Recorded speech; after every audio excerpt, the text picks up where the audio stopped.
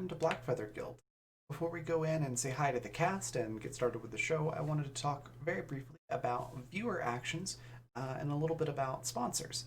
So first off, there's a number of ways that you can actually actively participate in the show through viewer actions. One of the easiest ways to do so is through retweeting the game tweet. You should see that somewhere in chat if it's not in there already. But you just click on that link and hit retweet, and for every 5 retweets that we get on that, it will add a bonus to the cast pool and the game master pool. Now, in most cases, that's going to be an extra d6 that they can add on to any roll. Basically, a great way to use that is if a player is almost meeting a DC, but they're just not quite there, they can grab one of those d6s from the cast pool, roll that, and then add that to their roll. Basically, is how that works. Same with the GM. So that's one of the easiest ways that you can participate that way. Another way is through guild coins. That's our Twitch channel points. If you look at the rainbow colored icon, it should have the Blackfeather Guild crest on it. It should be right below your Twitch chat box. If you click on that, it'll show you all the different things that you can get with those. The biggest one being plot points. Now, plot points, you can see an example right over here. They all work pretty much the same way. It's just a matter of how big of an impact they have. So for the example, when we've got 2 plot points, the player of your choice gets something moderately helpful or unhelpful. Enter any suggestions for the GM into chat, or you can have the GM come up with something entirely on their own. So just choose if you want it to be helpful or unhelpful to the party, and that's kind of how you can use them. You can throw in your own suggestions as well. How those work: 1 plot point is something trivially helpful or unhelpful. 2 is moderately. 3 is very, and 4 is very to the entire party. So if you want to do something to help the entire party or really throw a monkey wrench in their plans, 4 plot points will do that. So that's guild coins. And then finally, we've got donations. So if you want to help out with keeping the lights on in the place, so to speak, there's a number of ways that you can financially contribute. One of those being coffee.com/Raven or Raven.rocks. You can see both of those examples down there at the bottom. Those are the addresses to do direct donations. You can also do Twitch subscriptions or bits. Those work the same way. And then finally, Patreon. We've got a Patreon, which you should see in chat here any second if it's not there already. And our Bard tier patrons and higher get credits towards viewer actions every month that they can use on any show that they would like. You just have to let us know in chat how you want to spend those, and then we'll hand those out. So some very cool stuff. Before we hop over to see the cast, one last thing to mention is a couple things on this chart here. We've already covered the D6 and the plot points, but the triple crits, what that means is you can gift auto critical successes. And you can, it's triple because you get 3. You can divvy those out however you'd like. You can do 2 to the cast, 1 to the game master, all of them to the game master, however you want to do it. So they work much like the D6s. The cast members just grab that when they're available and they really need them and use them. So it's pretty cool. And then finally, the last one, introduce an ally or enemy NPC. Just give us a brief description of what you want this character to look like, kind of their character concept and a name, and let us know if you want it to be an enemy or an ally to the party, and the GM will basically take that and run with it. So really cool ways that you can participate. Lastly, I just want to take a quick moment to mention our sponsors. If you look at the logos down below, that's who's sponsoring this episode, and we'll talk a little bit about that before we introduce everybody as well on the next scene. So yeah, check all this stuff out and thank them for supporting us, and thank you for being here and watching. Let's go say hi to the cast.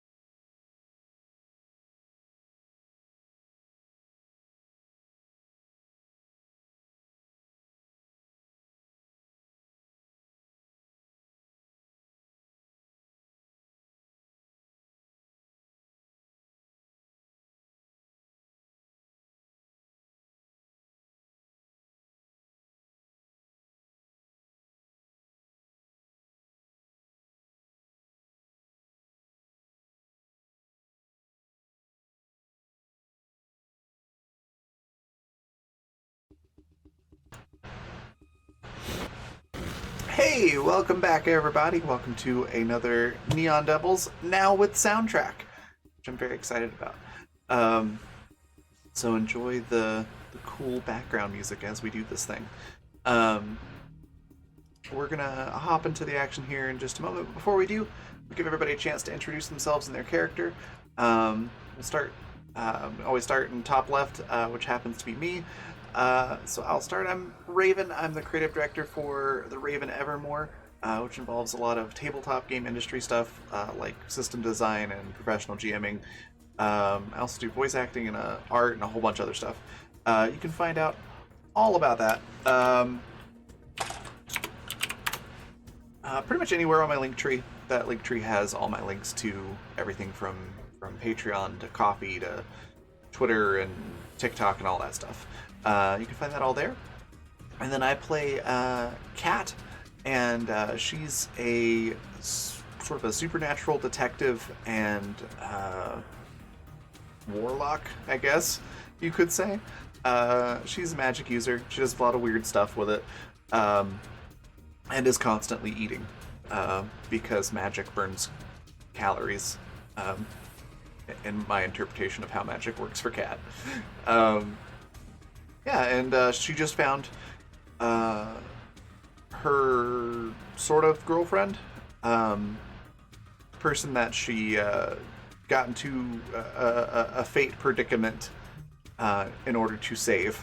And she seems to be doing some things that Kat is not happy about. So we're gonna find out what all's going on there at some point too. That's me and Kat. I'll pass it on down to Paladin. That's me. Hi everybody, I'm Paladin Hulk, Twitch moderator for Random Tuesday, Little Red Dot, and the Stalwart Initiative. And today, as always, I'm playing Daniel Vanderveer, the Flake. I'm here in the Fey Realms looking for my daughter. I brought my ex-wife, and well, that's been very smooth. Just no arguments at all. We've seen eye to eye on everything, and it's just been a wonderful bonding experience. And the Fey royalty here have been incredibly helpful, immediately pointing us to where she is. And, well, it's just been a joy, really, to visit this strange land. Oh, and Daniel made a new best friend with the Monkey King, whom he loves deeply and dearly. That guy.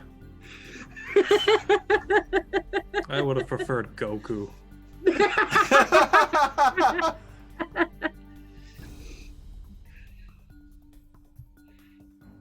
All right, next we've got Par. Tell us a little bit about James and yourself. Hi, I'm Par. I am just a guy on the internet who happens to roam around these parts. James is far more interesting. James Cook, from the Crooked playbook, but not a crooked cop. Pretty, if anything, just a bit lazy. Do I want to share that? No, that'll come up. Little secret between me. Anyway, currently, I can't imagine what he's been doing. Standing around like an NPC, I suppose. Walking around the Fae like, no biggie. Whatever. We'll address that. If you were here last season for my previous jump into Monster of the Week, you'll know that character knew a lot about magic. James knows nothing about magic. And it's just fantastic. Absolutely. All right. Next, we've got Nate. Tell us a little bit about Marco and you. Hey, my name's Nate. Just love playing some tabletop games. I'm playing Marco Verota, who's from the Monstrous playbook. He's a werewolf, and we'll see what shenanigans I get up to this week. Heck yeah.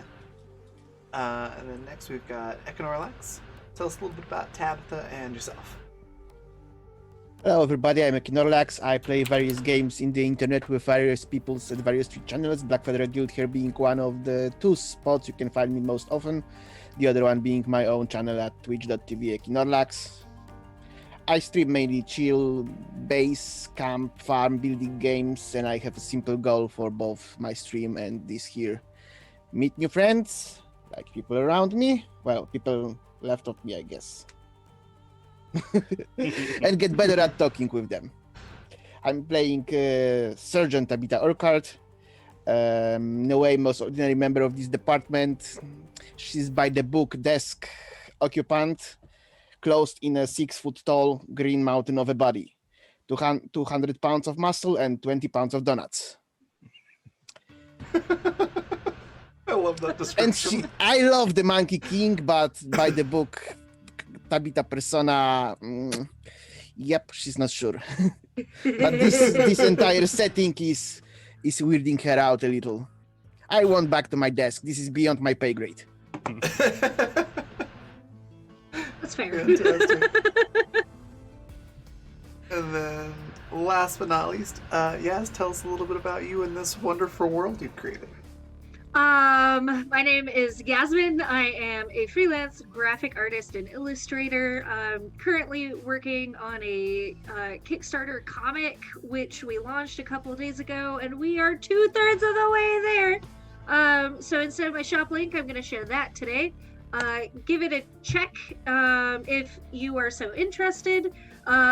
Share, whatever, do the thing, as long as, like, you feel like excited about it. Anyways, I haven't slept very much today.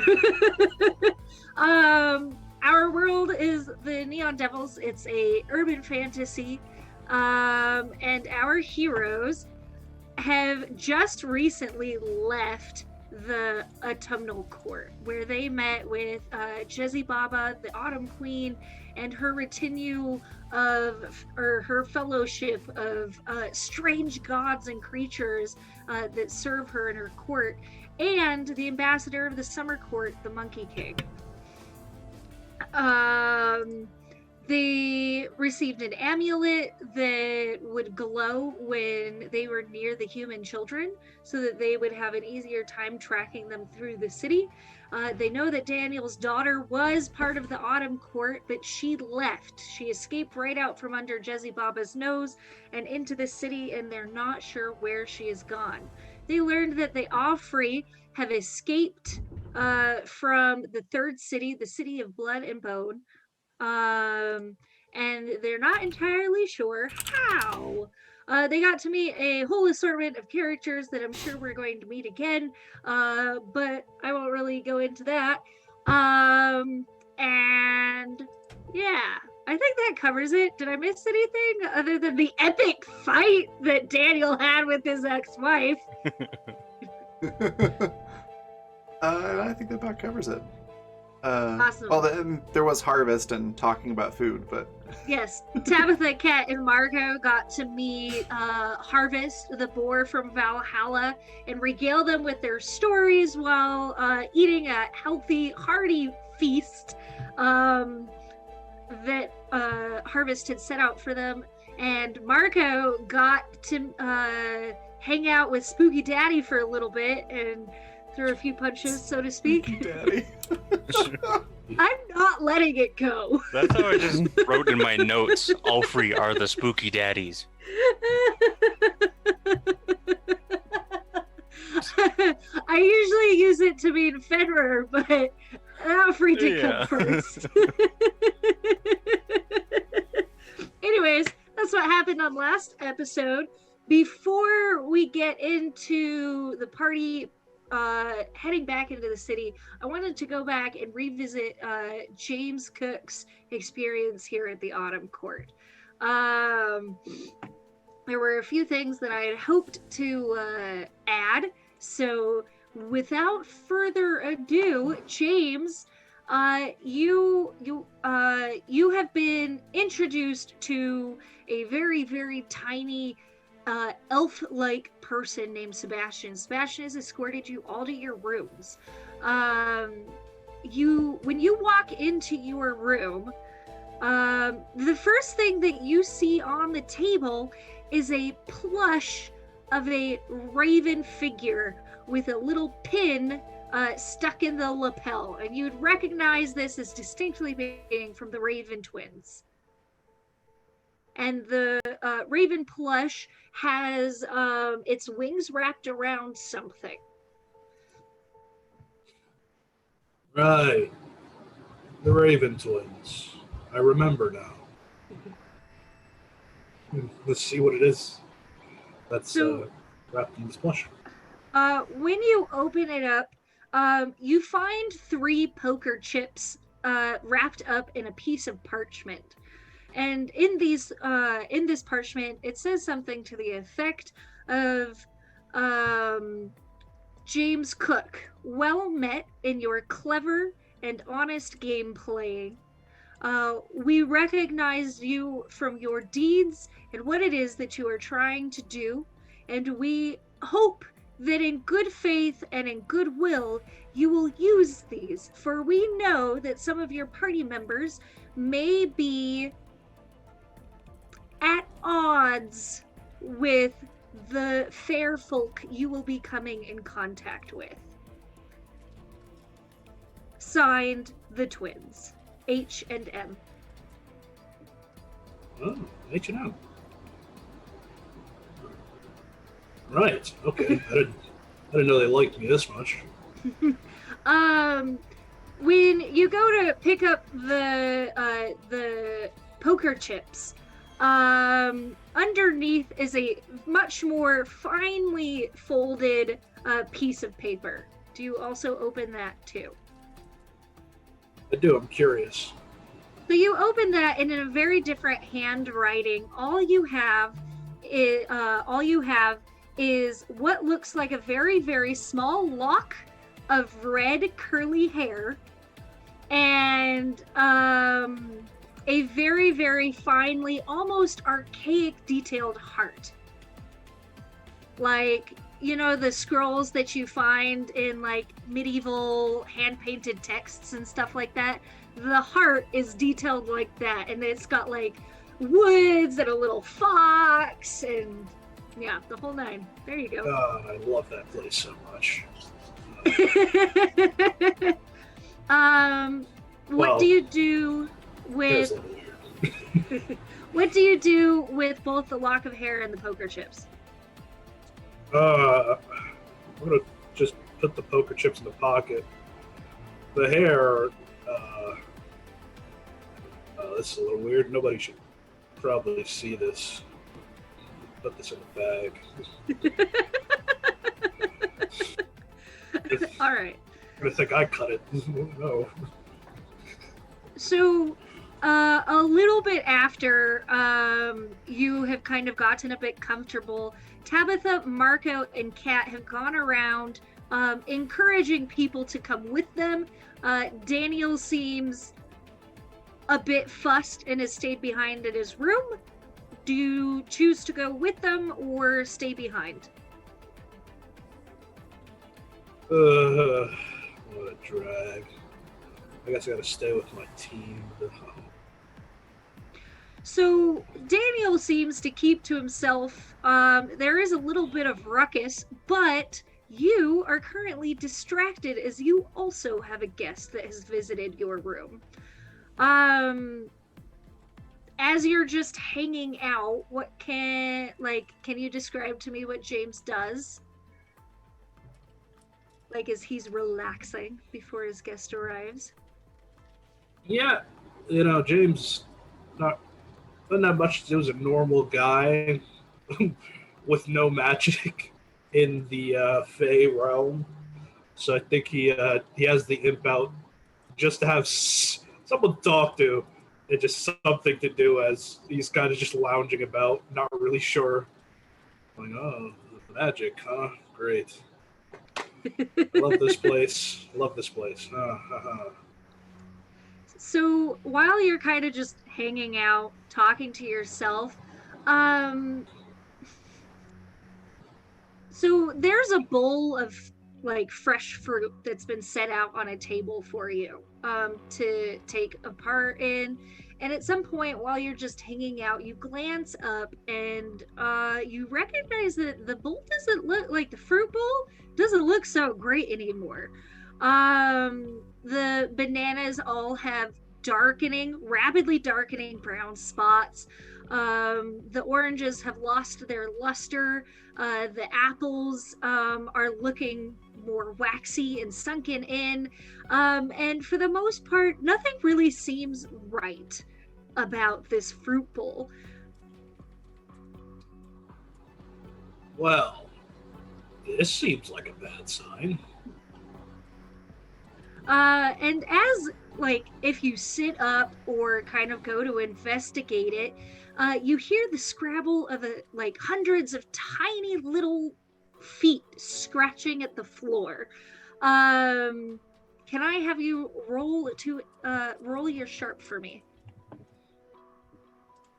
Fantastic, I have guests. 10. So, as you were standing there investigating this fruit bowl, you recognize that maggots are crawling in and out of this fruit. You look around at the floor and you're sure you've seen a cockroach and a rat. And the darkness under the bed seems to be malleable. And out of it, if you go to take a peek at it, hundreds of little dark eyes open up to blink at you. Wow, okay. I'm going to do what's called a strategic retreat and get out of this room. So you head for the door, and a very, very recognizable voice clears his throat. You've heard this sound 100 times, and you thought you would never hear it again. It is a sound that instilled fear in you as a child. It is a sound that often meant no good, that you are going to get the rough end of a belt or a spoon or a paddle. And you know that sound often followed the sound of small children's hands breaking when they did something bad. Do you turn around? I do. And sitting in the chair besides the rotting fruit bowl is the man that you used to know as father.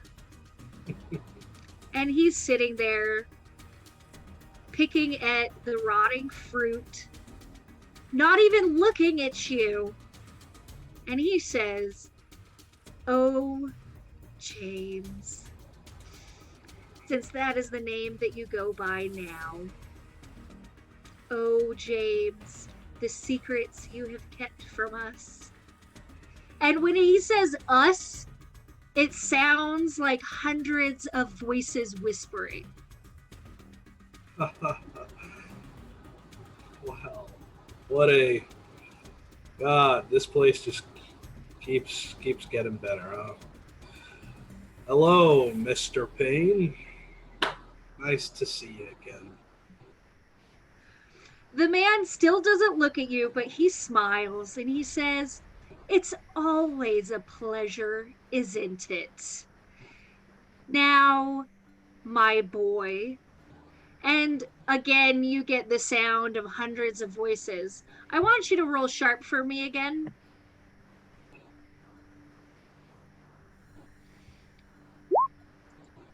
Yeah, decidedly distracted. This, and like, much against anything that you should know, this man is definitely your father or your father figure. There is nothing about the way that he's talking that would allude you to believe that he was anything but himself. Oh. The rats still under the bed and the cockroaches running across the room and the rapidly darkening light gives you absolutely no indication. Can I also have you roll cool? This is... Okay. That's better. So this whole altercation, while it doesn't keep you tongue-tied, it does make you uncomfortable and uneasy, even queasy. The man ahead of you taps at the table with a hollow sound, like a sound that isn't really there, but you're hearing it anyways. And and he stands up and he says, "James Cook, the secrets you have kept from us keep me up at night, and I would dine to hear some of those stories." Well, I don't actually owe you anything, so I'll keep my secrets. Oh, but you know how this game works. You give a little, you get a little. Okay. Let's why don't you answer me first? What's with the macabre display you got going on here? The rats, the bugs, the maggots. Just an unfortunate side effect of being here.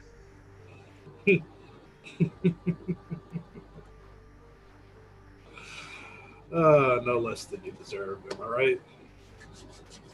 I'm not the one who can decide that. Now, a secret for a secret? What would you like to know? Something that nobody else knows but you. Something nobody else knows but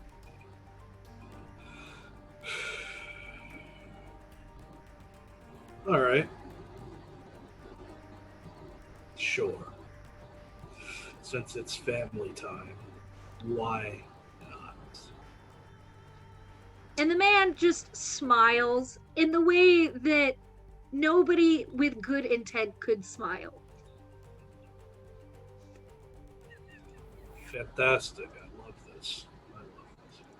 You know Groff, I'm assuming. Yeah, of course I do. Of course. That guy does know me.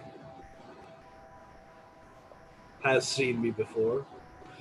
Did see me during my checkered past. What nobody knows is that I roughed him up a little bit. I was young. My friend was in trouble. Rather than let them get arrested, I intervened.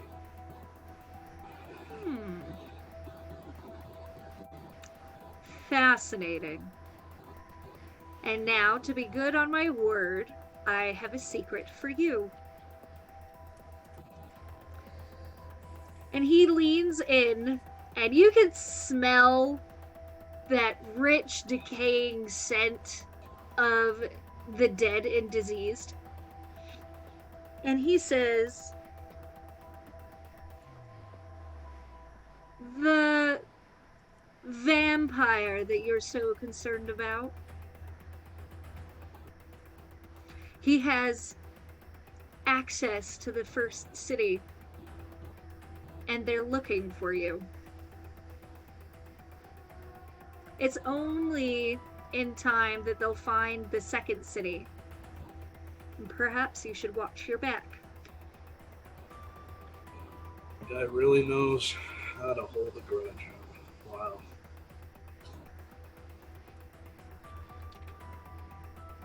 And with that, the spectral figure of your father, that is now more spectral than it was, disintegrates, and 100 rats pour out of the figure that used to be there and scramble under your bed, and soon the sound is gone.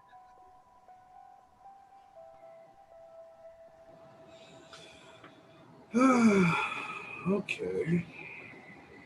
I will find no peace today.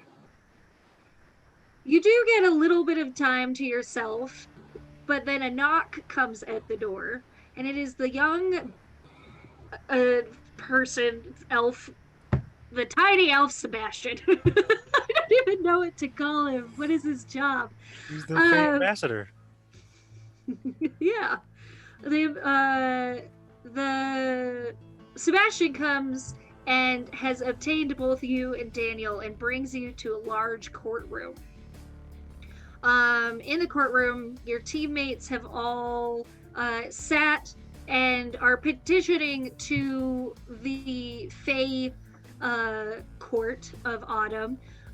Their pleas for nature, wherein Daniel makes a bit of a fool of himself and gets snapped at by Jezzy Baba, the autumnal queen.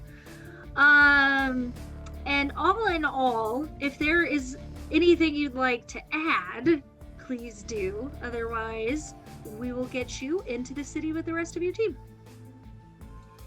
Oh, James is just a little distracted as he.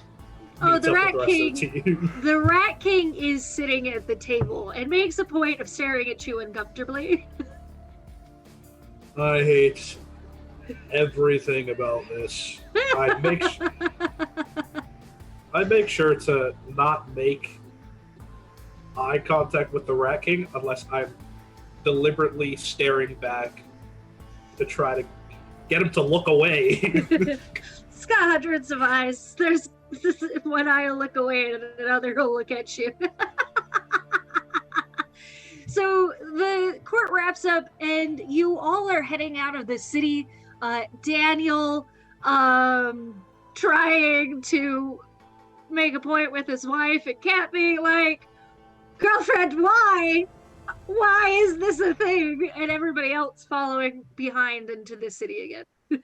And that's where we all get started. All right, who's got that thing they gave us? Tabitha does. I do.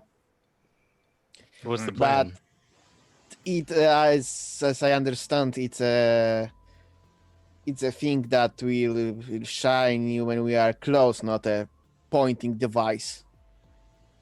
We need some sort of plan first. Yeah, this city is way too big for us to walk down every single street. Your new buddy seemed to hint that they had idea or knowledge of, or may have seen your daughter in the summer court. Is it a plan to go there and see if the thing lights up? I would rather not go to the summer court.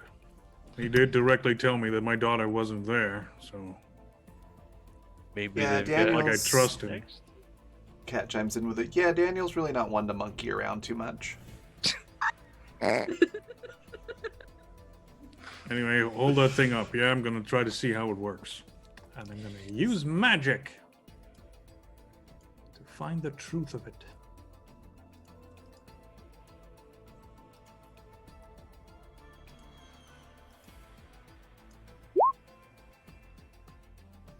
You may choose your glitch or whatever goes wrong.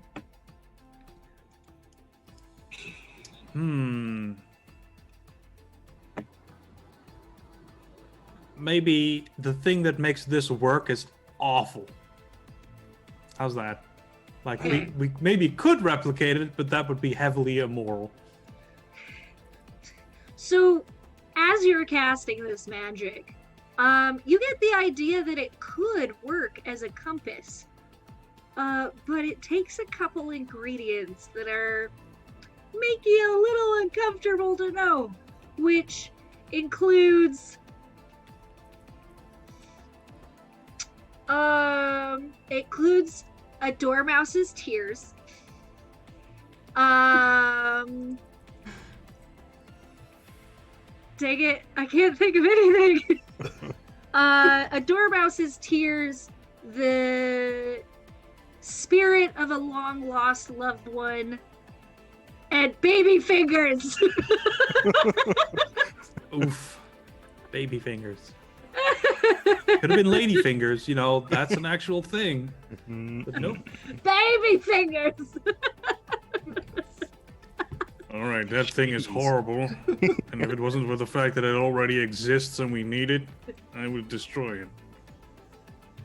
We can't make more. Tabitha shakes her head. Okay, so maybe let's do the staple of field work and consult local informants. And I look at Emilia. Have you spent a lot of time here? Yeah, didn't they say that you had some kind of clue about where my daughter was?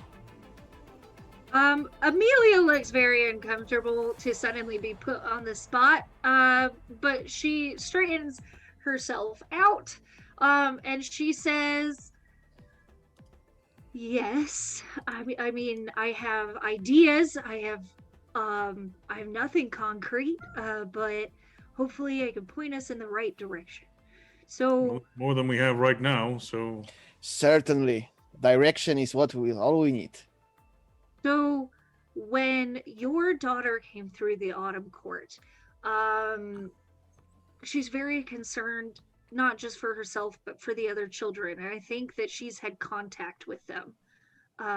She said that they are hiding. Well, some of them are hiding with, oh, what was his name? Some old druid, lives out in a forest. You know, I mean, there are a couple forests here, and one of them is the Summer Court, but I don't think your daughter's there, but the other children might be. I don't care about the other children. I just want my daughter. Hold up there, bud. Hold up there. Amelia makes that, like, ooh face.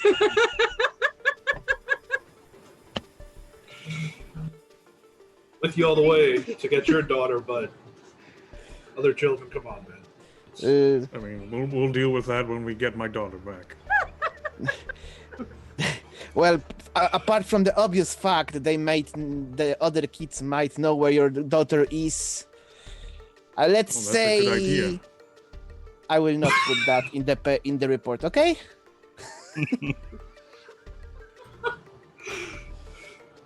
Right. Kat looks over at Tabitha and just goes, yeah, just, you know, when it's time for peer reviews, maybe just say, has a 1-track mind. We'll call Very it that. focused. Extremely goal-oriented. Okay, jokes aside, let's not make fun of Daniel. To say he's under duress is a big understatement, so let's be supportive, okay? It's all out of All love. right. No monkey Amelia, business. Got it. Amelia clears her voice again, darts a glance at Gabby, and says to Daniel, shoot, where was it? Oh man, I closed that tab. Memory, work harder. Don't close me, don't close me. You know, you can open closed tabs, yes? Yeah, give me just a second. Where was it?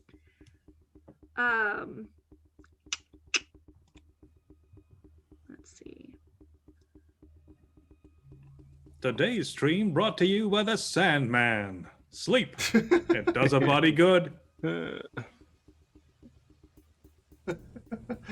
Oh, what a sleep. Oh, I have an idea. That's not the idea I was gonna go with, but I have an idea. Eureka! Sleep ideas are the best. So, Amelia kind of clicks her tongue for a second, sort of debating on what she's gonna say next, and then she's like, to Daniel, she says, "You're Celestine, right?" What gave it away? The great attitude. Yeah, jelly countenance. There is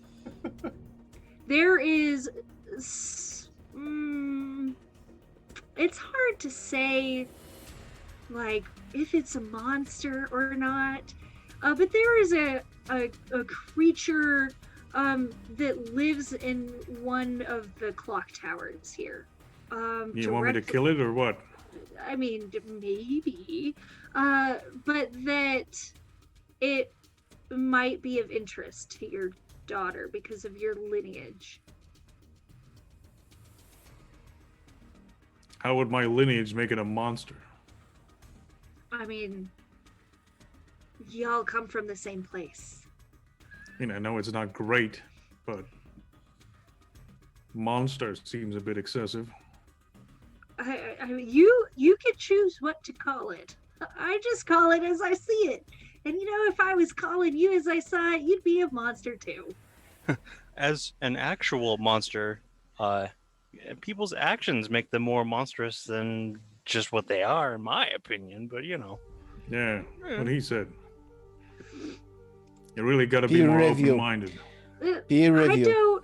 I don't know a lot about this guy. But I mean, you've met worse since being here, so maybe that would be a good direction to specifically look for your daughter. Any direction's better than standing still, so let's go. Yeah, what do we Show the know way. about this guy specifically? I will motion us to be moving while this is all Walk and happening. talk. Walk and talk. Walk and talk. Correct. Talk and talk. So you guys start heading into the city, and Amelia explains the little bit that she knows about it. And she says that he's a kind of giant. He keeps to himself. He's kind of quiet, but he's born of angels. But he doesn't look like you or your daughter or any of the other Celestines. He seems My daughter's not a kind of- Celestine. kind of to get it wrong. And you say that, and she glances at Gabby again, and just is like, yeah, sure. Anyways, Wow, she's really just not okay. Like, not everybody's biologically related. Just gonna gloss over that. All right. All right. Okay. and she's just like, well, he's kind of a big gross giant, and that's all I know. But I'll take you to his clock tower. Yeah. Cat, you got any magic ideas to find her? I mean, I'm not very good at magic. That's why I'm asking Cat. Oh. Gabby just shuts up and is like, well, fine. Or not Gabby, sorry. There's too many NPCs, Amelia. Oh, yeah. So That's a Kat's curse. like distracted, looking around for like a taco stand, because she couldn't find an Alphonse tacos. So she pauses and goes, "Wait, I'm sorry. What? What were you asking?" You're the magic person. Oh, We're- well, thank we you. have a problem we can't solve, so I was just wondering if you have any magical ideas. Right. What was the problem? Daniel, didn't you I'm bring some super rations with pissed us off right now. so we can get Cat some brain food? So is it without like Fey food? Because I don't know if you can't feed what's not there. zing. Oh, you Kat, wanted I to know need you about to focus. curses. Yes. We're here to find kids, including mine, and I need you to do better than you have been. I know you've been distracted with all of that, and I'm gonna, gesture to Amelia. But you can't be distracted and forgetting why we're here.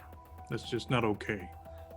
Oh no, I know why we're here. I thought maybe you had a specific question in mind, not just like, "Hey, Cat, can you magic something up to magically solve all of our problems?" Just snap your fingers like you do, all you magic Yeah, people. I think you're confused with how magic works. So that's a no then. You don't have any ideas. Okay. On what specific part are we talking about, Daniel? How to find a human. Clearly it's possible, but we can't do it like that, because that's one of the worst things I've ever seen. But you're clever, and maybe you can have a workaround or a different approach, something. Okay, so specifically our little amulet gift thing here that's supposed to tell us when we're near a human. You're wanting to, like, turn it into a pointer? That's it. That's what it is, but I can go make a mouse cry. Easy. What? What? have you ever seen Schindler's List? What?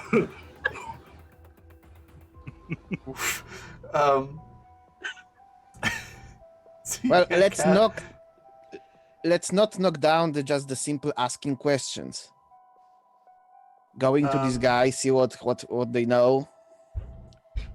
Checking with the possible location for the children. That are pretty good starting points. They have Anyway. to stand out in a place like this. I mean, I know we've Uh, seen people, but they can't exactly be common. so, chat, swing by the Second City Costco. They'll have baby fingers for days. Can Kat take a look at this amulet and see if there is some way that she can easily focus its sensing abilities to point us in a direction? Yeah, because Yes. I was thinking to replicate it, but you're gonna oomph it. You're gonna make it more powerful.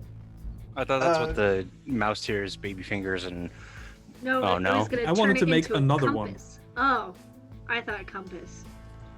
It's all the same. Yeah, pretty much. Just upgrade it. Roll Okay. your magic. So yeah, I guess in this case it's more can Kat figure out a way to turn it into a compass that doesn't involve horrific ingredients, maybe a different approach And to the Also, problem. try not breaking it. Yes, That- and that don't too. break it.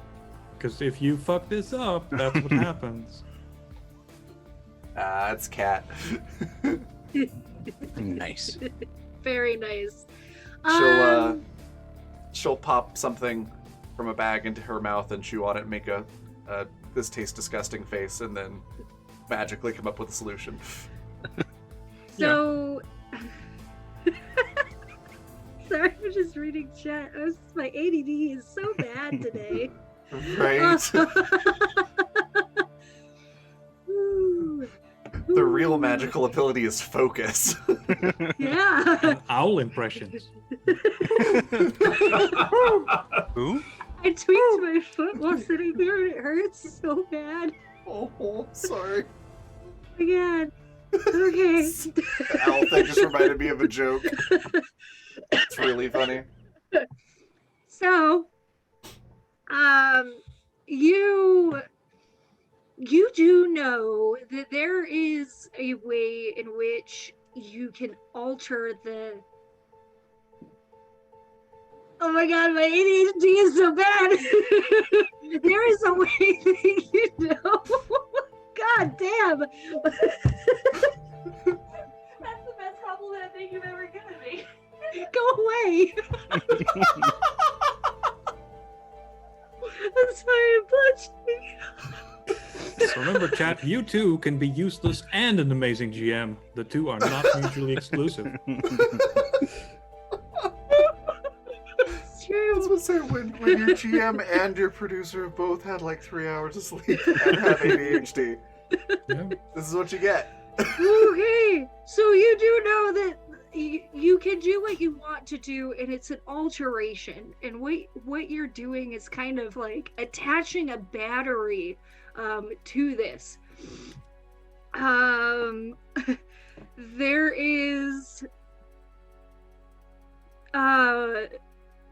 There is a way that you can draw something important from you, or use an item of importance, and with the right magic spell, combine the two of them to amplify the amulet itself to get a part of to get what you want out of it.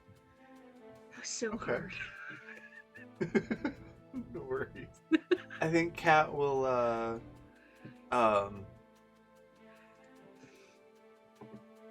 grab like a Ziploc bag out of her coat that has some weird, like, purplish looking liquid in it. And then without asking, just grab Daniel's sunglasses, because they seem to be pretty important to Daniel. Stick it in How the bag dare and you. then roll that up and attach it to the amulet and magic it. Be like, all right, I think this should work now. All right, you did. I will keep your magic success for this, and you are able, with the right words and the right spell. It takes a little extra work, and you have to draw some stuff on the on the cobblestone pathway.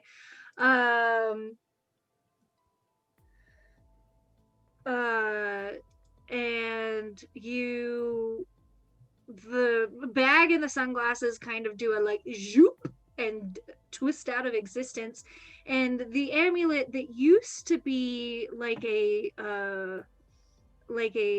pale topaz color, a yellow topaz color, shifts to being yellow and purple, and Tabitha, who the amulet is specifically connected to, you get like a pulling sensation, like your intuition is louder than normal and is like, hey, go that way.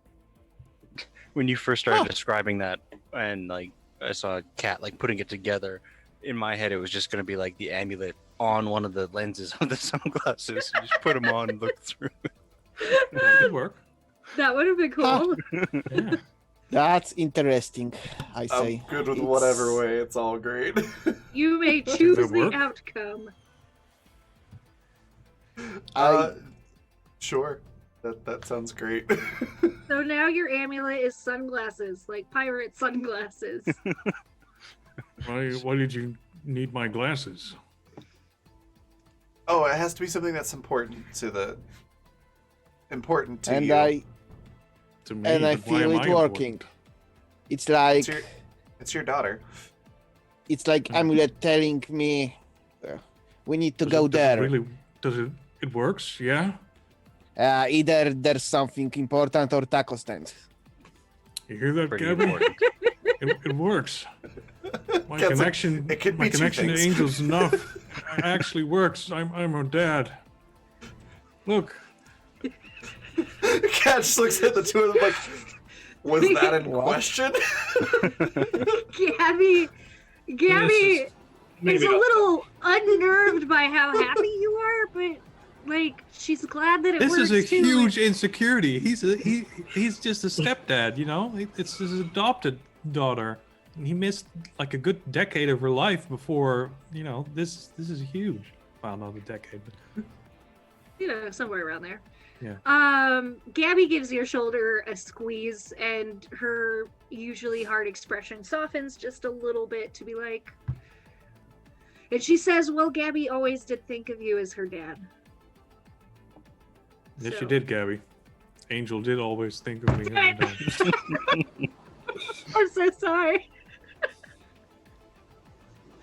Okay, so Right, so many We actually have a feelings. direction to go as well. Didn't come here for Tabitha. feels. your intuition with this amulet now amplified is having you go towards the center of the city, but not quite. It has you veering off towards the right. Since I don't know what's where in this city, that doesn't really matter to me.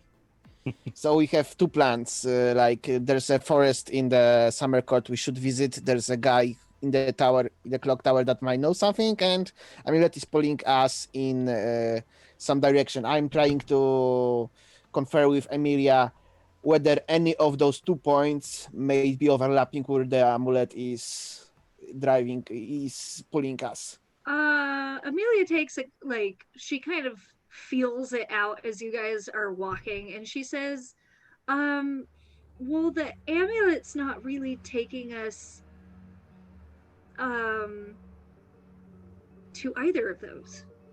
So summer court there, tower clock there, and amulet somewhere else. Okay. Correct. So where it is pulling us? What's there? Well, it's kind of like a garden, like garden courtyards. You know, like when you think of fairy tales and flowers, it's kind of something like that. But it's a Sounds large. safe, at least. I wouldn't call it safe. I mean, even some of the Fae types get caught in this garden and never want to leave again. Okay, that doesn't Oh. really sound so great. Don't walk through any arches. I feel very That might safe. be difficult in a garden.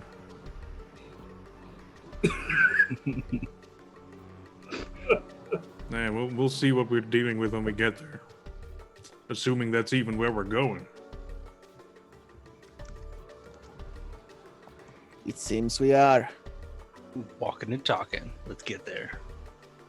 So you guys head through the city, and again, you were passing a lot of that Slavic architecture, tiered homes that have been built on top of each other, expansive, very complex gardens and small courtyards that belong to each place. Can I have you all roll sharp for me? I will choose to fail because I'm incredibly distracted. No worries. You fail. I'm mostly just looking at Tabitha being scared that she's gonna drop the thing. Was 14 your sharp roll, Cat? Raven? Oh, sorry. you My muted? microphone was muted. Yeah, 14 was me. Okay, I Nice. just wanted to make sure that wasn't like an old roll. And that was me. I'm helping. Tabitha, I'm so sorry, but you were just so engrossed in like the push forward and leading the way with this amulet. Marco, you don't really see much, but you do get the impression that you're being closely watched. And Cat, among all of these wild houses, as you're passing along, you could swear to God that you thought you saw chicken legs sticking out from one of these houses. Like, Oh no. Witch of the West, Dorothy style, like little legs just like Oh, stuck out like a sitting chair. I thought Or Baba sitting- Yaga's cabbage. That's This is much immediate- better. Okay, good. Immediately where my mind went to, I was like, oh, we're getting out of here. Yeah. I This mean, is fine. Don't give her any ideas. Everything's fine. Kat's gonna walk up to those and poke them with like a ballpoint pen. Not with fingers, because she's a cop. She does know, not to touch things. No, this is not our jurisdiction. Can I right? have That you roll has nothing cool to do for with us. me? Cool. Or act under pressure specifically. You guys, No doubt. Cat's doing something incredibly dangerous again. And this is where I roll a fail. As usual. Yep. So I was Something gonna find trivial. it, but Aced it. Something important. Oh fuck. so you cannot move out of the way in time. And one of these chicken legs that was like up like this, strikes out, grabs you in its talons, and like pulls you to the house and like holds on to you tighter than is okay. And if you cannot get out of it, you will begin to sustain damage. Are we close Okay. enough to act? Probably. You are all within like at least shouting distance of each other. Cat wandered away a little bit, but you would have seen her. I would run over there. Yeah, I'm gonna shoot the leg. The thing that's grabbing her. I'm gonna Uh, watch. I'm gonna watch. You're gonna watch, okay? Tabitha is So- leading the way, so she's further away. Marco, what were you doing again? I'm essentially just gonna run over there. I'll probably get hands on Cat, try and like tug of war, because Daniel's gonna try and shoot the leg, I guess. Okay. Sweep the leg is the norm, but I have a gun, so You may choose what goes wrong, because that's partial success. So it's either you trade blows, it doesn't work. Where was it? I had it right. Oh god. Oh, why do I never have this pulled up properly? I mean I could have it pulled up and I don't. So Also, when Kat has a chance, she's gonna actually like straight up attack it. She has a really cool Okay. weapon that I haven't really had a chance to use yet. My weapon is gun. I cast gun. But let you know, my weapon is gun. Good Kat's weapon. got like this really cool like curved bone knife. That's an artifact. I can never find where this stuff is in this book. I need a hard copy. okay, I so can on put any success, 7 or bookmarks. more, you and whatever it is you're fighting inflict harm on each other. The amount of harm is based on the established dangers in the game. That usually Okay. means you inflict the harm rating of your weapon, and the enemy inflicts their attack harm rating on you. We could Okay. adjust it so it does it on Cat. That makes sense Sure. to me? Okay. So you strike its leg, and instead of letting Cat go, it digs its talons in. Cat, you take 3 points of damage. And it takes Wow. 2. So that translates to 1 harm for Kat. So don't worry about her too much. Because of I mean, if you Ar- insist. armor and immortal. You're doing Marco, great. Roll kick some ass.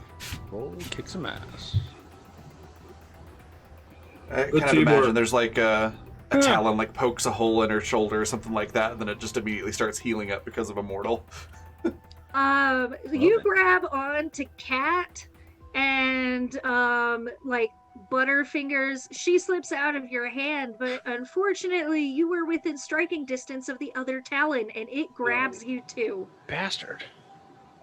Epic failure. Yeah. And it's Cat's turn. Cat, you wanted to do. Yeah. I want to attack this thing with my bone knife. So it's got the form. It just says handle, which is 1 harm, hand, and balanced. And then it said for the business end you pick 3. I just picked artifact and blade, which artifacts plus magic and blade is plus 1 harm, and then the material is bone. So how would you like me to attack with that? Like, So you can attack and use it as a normal knife, or you can make a sacrifice and use it as a extra magic. okay. So you use magic either way to use it, but if you make a sacrifice before using it, you get bonus points. Okay. Could the sacrifice be like taking a harm? Yes. Okay. That is Like that your ignores armor. everything. Yeah, ignores armor. Okay, I'll do that. And then you'll get +3 if you have a full success to hit. Okay, Instead of cool. Your plus, what was it, +1? Yeah, it's two harm normally. Okay. So you would get 3 harm. Okay. And you want me to roll weird? Yes. Okay. 7. I'm gonna throw a d6 on that for this one. 10. All right, you are able to hit it for your 3 harm. And it recoils from you a little bit, so roll cool again to get the hell out of dodge. Nope. Jeez. But I leveled up. Instead Nice. of letting you go, it smashes you into the ground. Take an Rude. additional 2 harm. Okay. Marco, it's begun squeezing you. All right. I'm gonna wait. What form am I in? I think I was a hybrid when we ended last, but I don't even remember now. I don't remember either. You can call it. I'm gonna say I probably stayed in hybrid because getting clothes is annoying. Okay. I'll bite the damn thing for 3 harm that ignores armor. Cool. Roll to kick some ass. Rolling this. Please decide when Tabitha is close enough. Okay. Yes. The after Marco, I will have Tabitha close enough. Okay.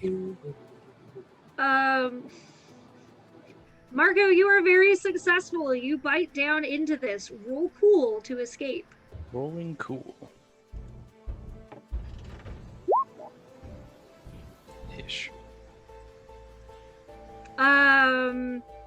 You do manage to slip out, but the talon grabs your leg and just like whips you around. Please take 2 additional damage. Dick. Okay. This thing's tough. Yeah, Next round TPK it's from gonna chicken nay-nay. legs. What was All that, right, Daniel? all right. Well, it's whipping now, so next round it's going to nay-nay. So, Daniel This is and really cool. James, you can take your turn. Do my normal guy weapons work here? Yes, they do. Okay, in that case, I won't get any closer, but I'll pull out a hunting rifle. Okay. Roll to kick some ass. And a shoot. That's plus tough? Yes. Nice. Yeah. Nice. What is your hunting rifle damage? It's 2 harm. And which leg are you shooting at? I'll shoot at the one that's holding Marco. Okay. Daniel, what would you like to do? I'm also gonna shoot at the one that's holding Marco. Roll to kick some ass. Can do. Glad we're like in a situation where we're just shooting things and not, having to perform a ritual or. Ooh, there we go. Whoa. That's the stuff. Bunch of XP.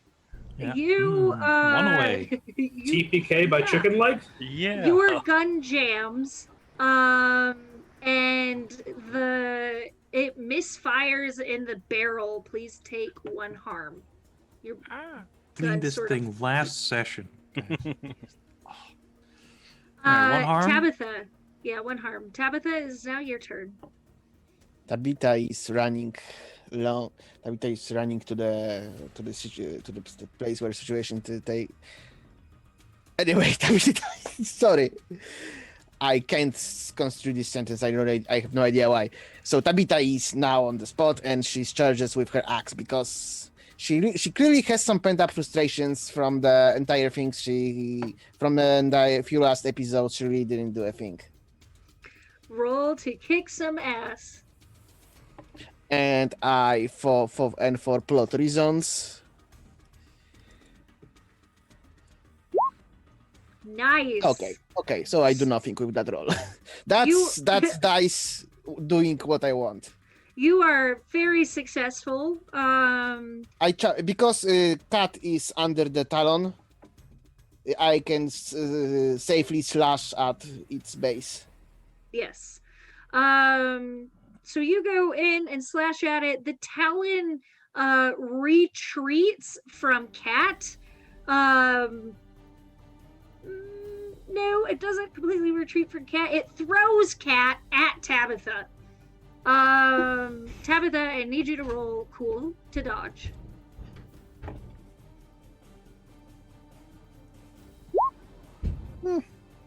Mixed success. You mostly get out of the way as a cat is thrown across this yard. But not completely out of the way, and you are kind of able to grab her, but it pulls both you and her are off your feet. Okay. the Marco, it is, or no, it's now Cat's turn, but you're laying in a heap in the garden. um, do the legs seem to be like able to move off of the house, or does the house move or anything, or are they pretty much stationary? They're very stationary. They look like they're very attached to the house, and the house currently does not look like it's going anywhere. Okay. Odd question, but given where we are, I gotta ask. Okay. In that case, yeah, she's just gonna leave them alone. She's just like, And- fuck up. Yeah, and just try to help Tabitha up and move away from the strange chicken legs. Yeah. All right, Marco. Let's grab Marco and let's not destroy somebody's house. Marco, your turn.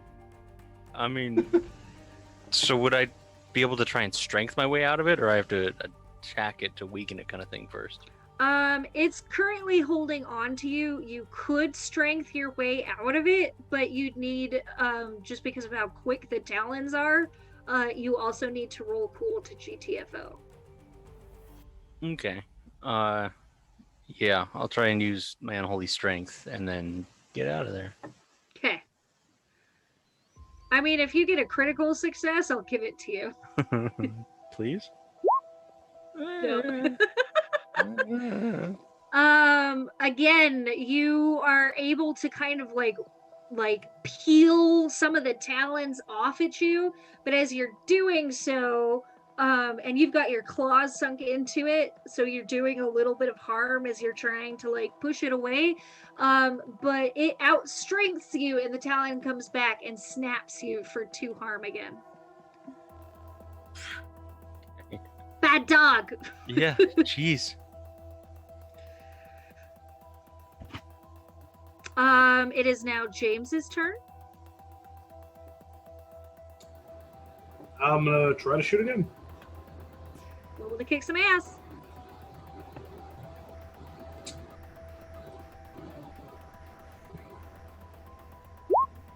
Nice. So you can tell me what you do, and whatever you did, makes the talon retreat, so that if Marco has an opportunity to roll cool and get the fuck out of there. I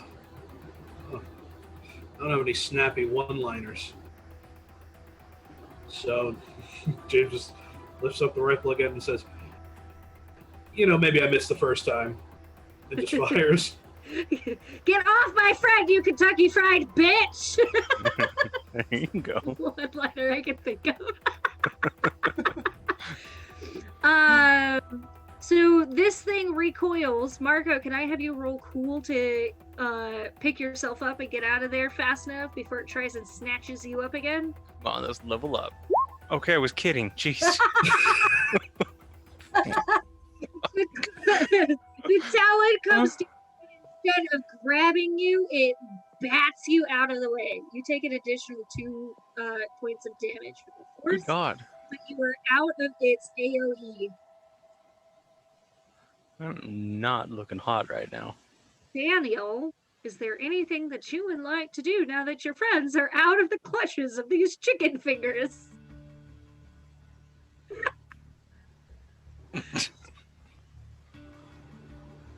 Hardest fight yet. Jeez.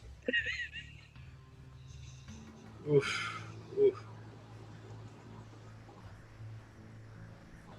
I think you might be on mute, Daniel. I'm not. Oh. What's going on? What would you like to attack again, or are you gonna also leave the claws alone now that your friends are free? That seems wise. All right, sounds good to I'm me. gonna help them up and away. All right. That's the plan. So both Marco and Cat, well, Cat's not so bad, but Marco's a little beat up. Yeah. Do you go back to do you address the wounds, or do you go back on your search towards these gardens? I think this one needs addressing. How many of them did you have? Did you get? How much harm do you have, Marco? Oh, 6. That is a lot of harm. Yeah, You that's are what I said. unstable, my Yeah. friend. I am going to have you guys roll sharp to know how to dress his wounds. I have unquenchable vitality, which Ooh. will help me heal myself, but if I miss, my injuries worsen. You want to give it a shot? If I hit 7, does that mean I'm just like knocked out kind of thing? You are dying and need assistance immediately. You're like on the verge of passing out right now. Alright, well, I will try it. Okay. Question. Yes. Is there like an on-staff, like, doctor or medic or somebody like that at the police station? Yes, you would have an on-staff medic. Cool. I just, because I just leveled up, I took Angel Wings from the Divine Playbook. Just basically instant transmission. Can I just teleport back to this police station, grab the medic, and then teleport back? While That's a I think gunshot wound. I think that would be really cool because of you being in an alternate universe, so to speak, or a parallel world, you're not able to just as easily cross that line. That's fair. You could teleport, however, to somebody within the second city if you knew where to go.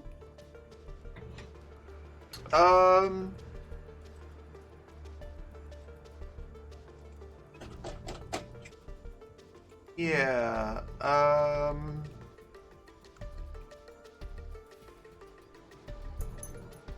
can I teleport to, the person that the little kid that was hugging Fenrir belongs to? Yes. Yes, you can.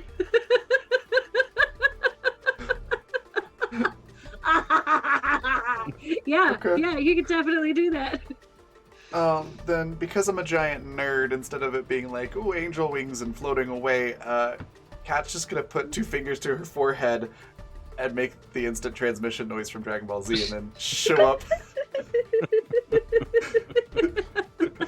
Like that. Kat's just like, I'll be right back.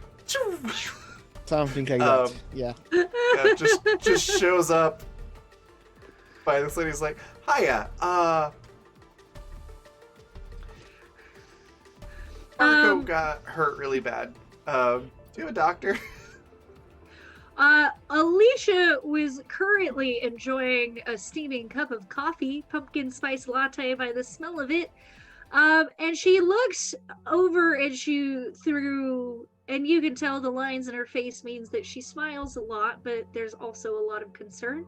And she looks at you with dark eyes and raises an eyebrow, and she looks at her watch and she says, I don't think it's even been an hour since you left. All right. Yeah, there was this house with like chicken legs on it and sharp talons and surprisingly strong. The line of her mouth sets very, very thinly, and she says, take me to your friend. And like gently puts her coffee cup down and puts her hand out for you to take her wherever you need to be. All right, Kat's gonna just put a hand on her shoulder and say, all right, buckle up because I'm still getting used to this one. Hopefully it goes right. We'll end up where we're supposed to be, or, you know, in the middle of the sun. Let's find out. It does it again. When I'm taking somebody with me, I do have to roll. Okay. Sweet. 13. Nice. You all go where you wanted, it says on a 10 plus. Nice. So, Kat appears with this old woman, who's dressed very smartly in a well-tailored suit. The one of the women that was standing there at the court, Tabitha, you notice that your amulet is emitting a soft glow the moment Alicia, the woman's name, enters the picture with Cat. Interesting. Alicia goes to Marco, and Is it the other girl also named Alicia? What was her name? Emilia. Amelia. Amelia, right? Yes. Amelia and Alicia. She goes to you and like she starts looking at your wounds and looks up at the talons. And when you guys all look back, that house is gone. Rude. I mean, there's definitely like scratch marks in the dirt, but that house is gone.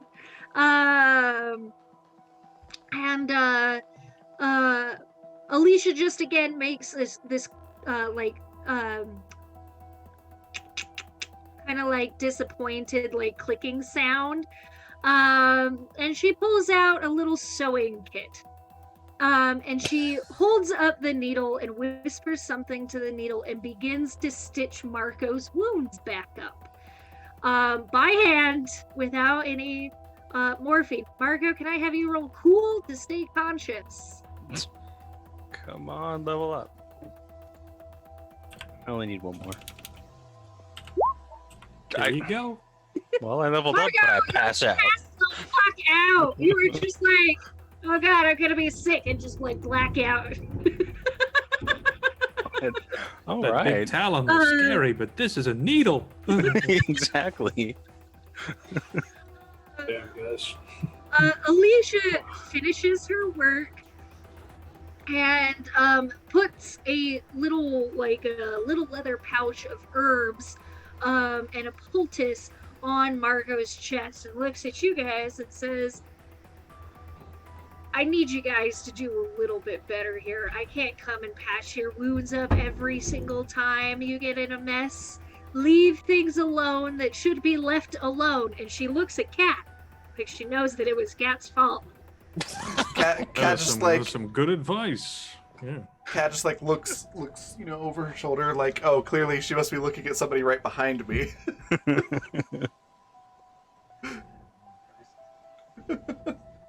So, what? Oh, yeah. I'll be Yeah, fixing do- my gun. do in the better, team. meantime. Well- Alicia, sorry, go on. Well, I wanted to say don't wander off next time, Cat, but in that moment when I was opening my mouth, you teleported away, and that sort of killed my mood. Oh, right. Speaking of that, is there a way that Cat can teleport to a Alphonse Tacos? She's been to one. I don't know that she's been to one here, but I also don't know how that whole like it's everywhere thing works. It's all the same one. Yeah. I'm gonna have you roll for it. Okay. That's totally fair. I'm definitely stretching this play or this move. 10. Alright. Dice do are on your you- side. Do you take Alicia home? By chance? Oh, right. No. Alicia's like, I have to get back to my grandson. I cannot just leave him in the autumn court. Do you know what they do to unsupervised children? Just I mean- an hour walk. She will take Alicia back, but first she's getting tacos. Alright. Does she take Alicia to get tacos with her? No. She just goes to get tacos and then comes back. So you get your tacos. It's the same courtyard with the Byzantine-styled architecture, hanging floral vines and garden pieces, and a very beautiful courtyard. And you just order the same thing. Alphonse is happy to see you again. He says, "Oh, I don't get this much. Like, I don't get reoccurring customers this often. You must really be into my tacos." It's like, yeah, I'm like always hungry, and I just found like the most epic DoorDash ever, so just figured that out. So you'll be seeing a lot of me. Thanks, Alphonse. And yeah, she'll teleport back and hand everybody tacos, and then look at Alicia and go, "Oh right, I'm supposed to get you back home." Does she get a taco at least? Yeah. Everybody gets Alicia- tacos. Graciously accepts your taco. And do you successfully teleport her away? Let's find out. Can you teleport other people or just yourself? Let's see what happens on a partial. So on a 7 to 9, you don't quite manage it. Either you are all separated or you all appear in the wrong place. Oh no! Oops. And I'm just teleporting Alicia, so it's just me and her. Great. Okay. What would you like to do with that?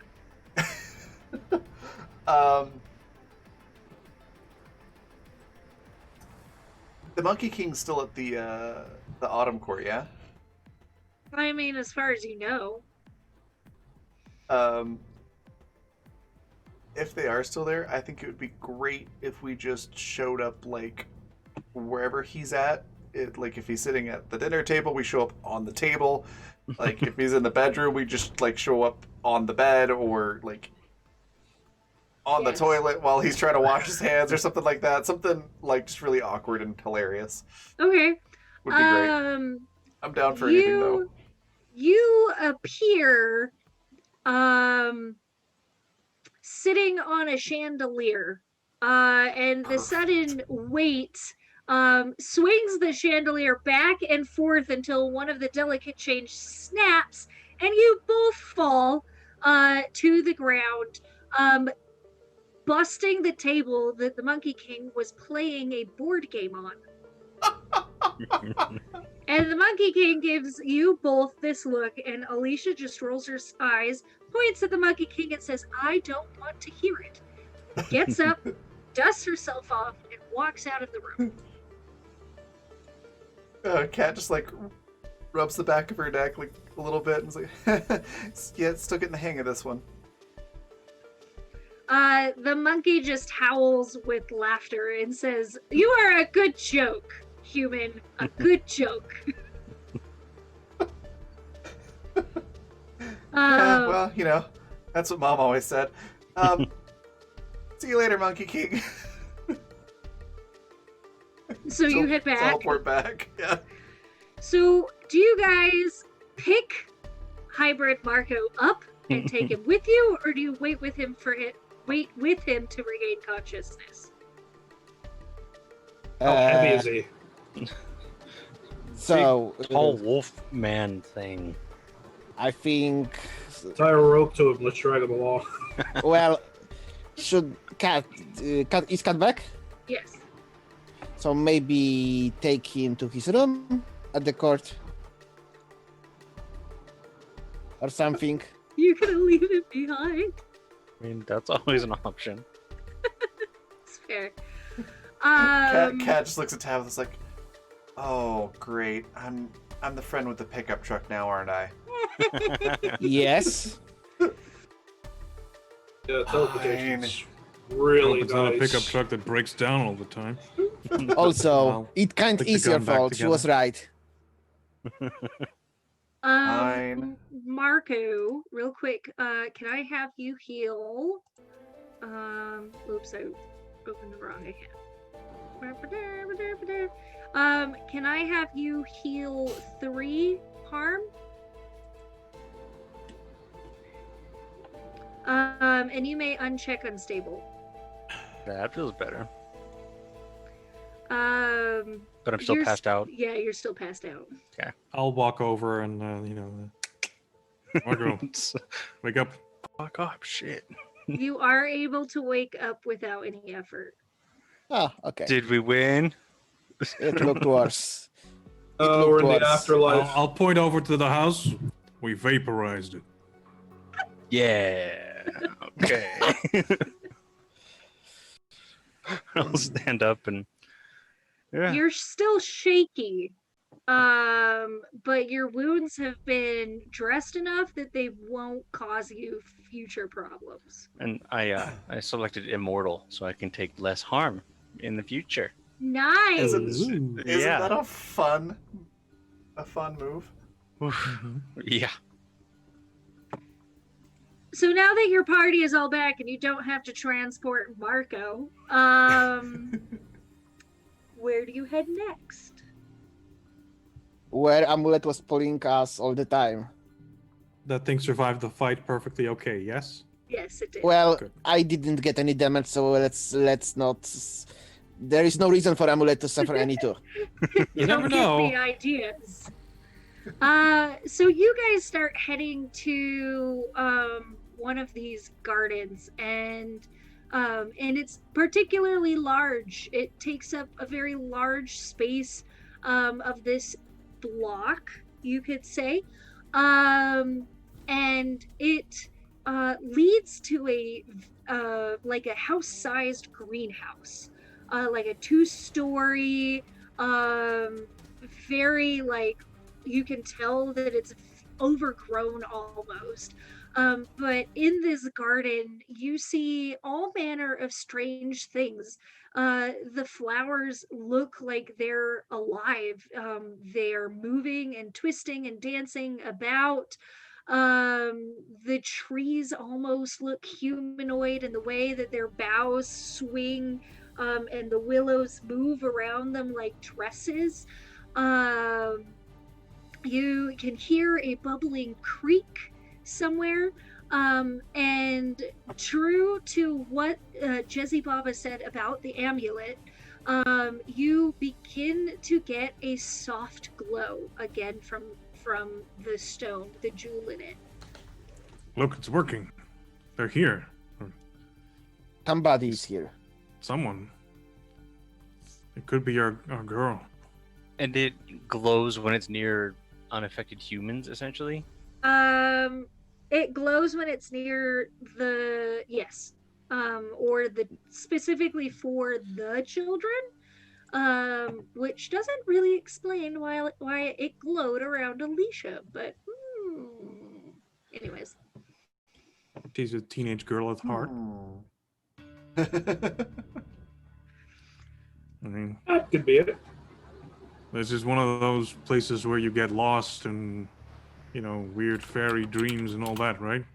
Yes. Yeah, don't eat anything, don't sniff anything, don't lick anything. Don't Let's poke take any a Is that second. how it cigarettes with a goes? Collect our thoughts. While And I'm gonna thoughts. like try Sorry, to go do on. some magic to keep everybody's wits about them, to protect them from outside influences. You may roll that. After that, we are gonna go on a break. Cool. I forgot. It's all good. No, we're having fun. No worries. Legit. But roll weird for me. Yeah, I'm not going for anything too severe. This is a slight alteration. All right. Oh, There we I go. can Oh. I- Great job. Must be nice.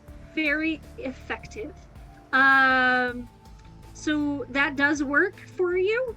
Everybody feels very focused. Wish you could cast that on me in real life.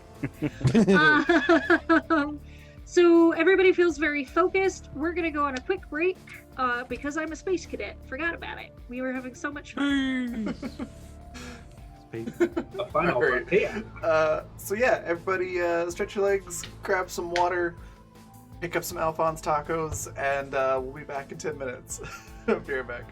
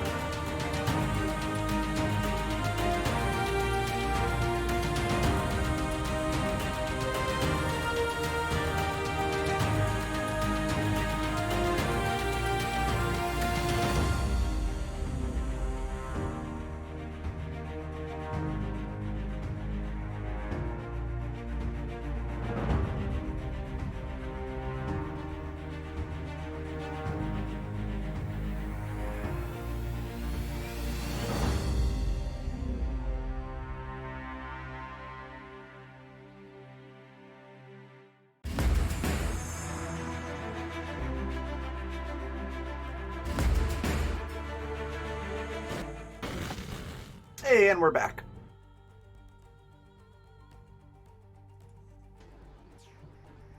All right, I think we're ready to head into this place. Mhm. So let's follow that amulet thing, I guess. And stick together. Yeah, there's a thing Tabitha wants to do just after she crosses the gate of this greenhouse. So the it's a small, very, very intricate, but simple and hardly protective, like thigh-high wrought iron gate. Like there are parts of it where the garden has grown so much that it's swallowed the fence that is wrapped around this block. Oh, I thought we are sorry, we are facing like a big greenhouse or something. You are. So a little cobblestone pathway, kind of gently, casually winds its way up to the door of this greenhouse. But you do have to enter the gardens first and walk the small distance to the greenhouse. Oh, okay.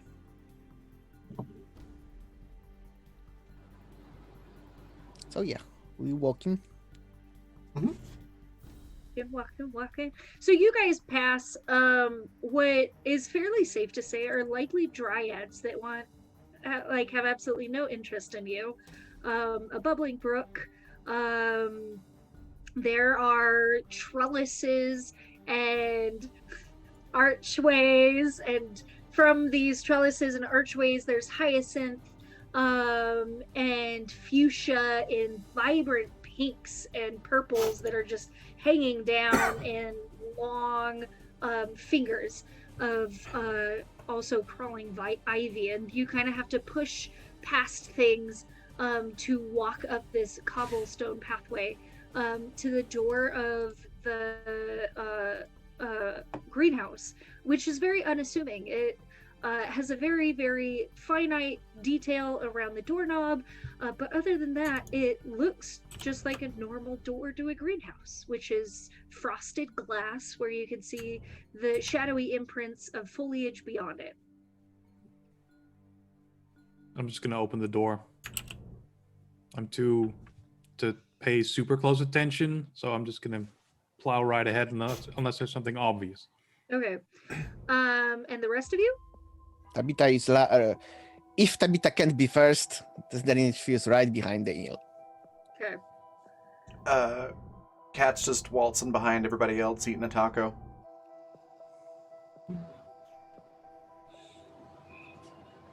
Marco will be there. I'm on my way in. Marco's definitely a bit humbled by the thrashing he just took. Still recovering from that, though. I want to stay at the door and kind of keep watch. Okay. So 4 of you enter. On the right? outside. Yeah, 4. 4 of you enter, and James Cook stays on the outside of this door. James, do you keep the door open, or do you allow it to close? I keep it open. Okay. So the rest of you walk into what could safely be said is a tropical garden. You have like a hallway made of bamboo shoots, and over the bamboo shoots you can see the frosted glass and struts of a second level, and kind of the pale outline of what would be like maybe a structure that's built on the second level. And kind of framing that view beyond the bamboo shoots is these massive frond wax leaf, kind of like these blue leaves on this cup. I don't know if you can see that. Yes. But like that, but they're huge, like the size of me, huge. The air inside is very humid, and dew seems to have collected on everything, giving everything a dreamy and shimmery look. Yes.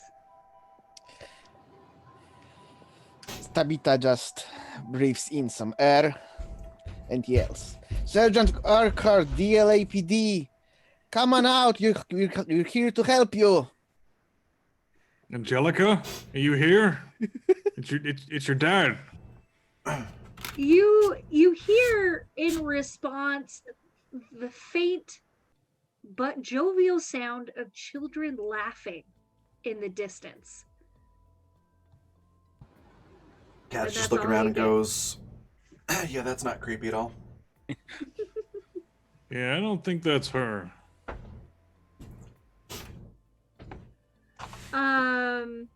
Do you They guys said something about. Somebody said something about gardens. Oh yeah, Amelia said you said that about gardens keeping people inside. Maybe keep that door open, James. I am. You Oh, sorry. can't just stand I here am. forever. Oh, I'm yeah. gonna walk over to the door and like try to get it off the hinges. No, I take out my baseball bat No. and I put it. I think somebody should stay. Oh, no, that should work. I'm staying at the front. I'm watching to see that nobody comes. So we can find our way in. I suspect this. There can be like a labyrinth of unimaginable size inside a building of even a small building in place like this. Well, good luck with that, because I'm not going in there. Exactly. That's what I wanted you to do. Not go in there. I was already doing that though. Yes, I but keep shoot doing it. James a disappointed look, and then I go back to the others. So, do you guys Try to keep you safe. you all progress inwards? How are you doing that? Servantly.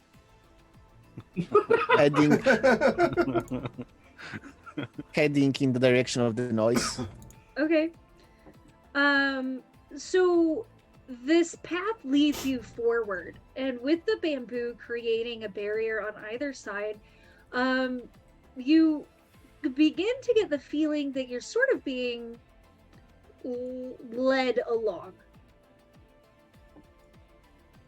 The bamboo doesn't quit, and there is a sensation of time suddenly passing. And I'm gonna have you guys roll cool for me.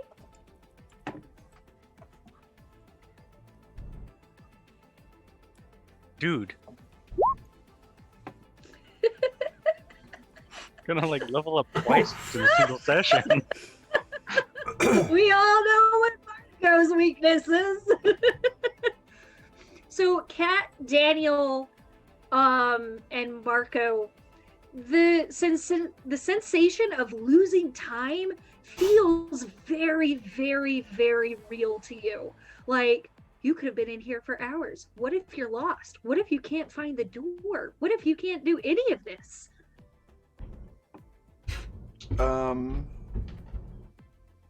Guys, this feels really weird. Got a bad feeling about this.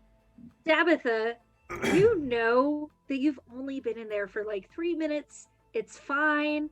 And if you took a couple of steps in the other direction, you'd see the door and James standing there. And you don't need to do that to feel good about it.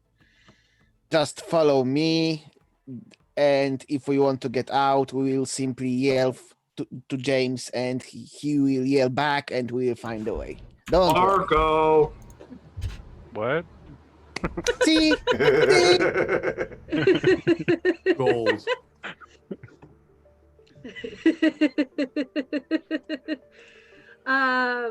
So you guys continue on, and even with Tabitha's like encouragement, that doesn't feel good or right to you.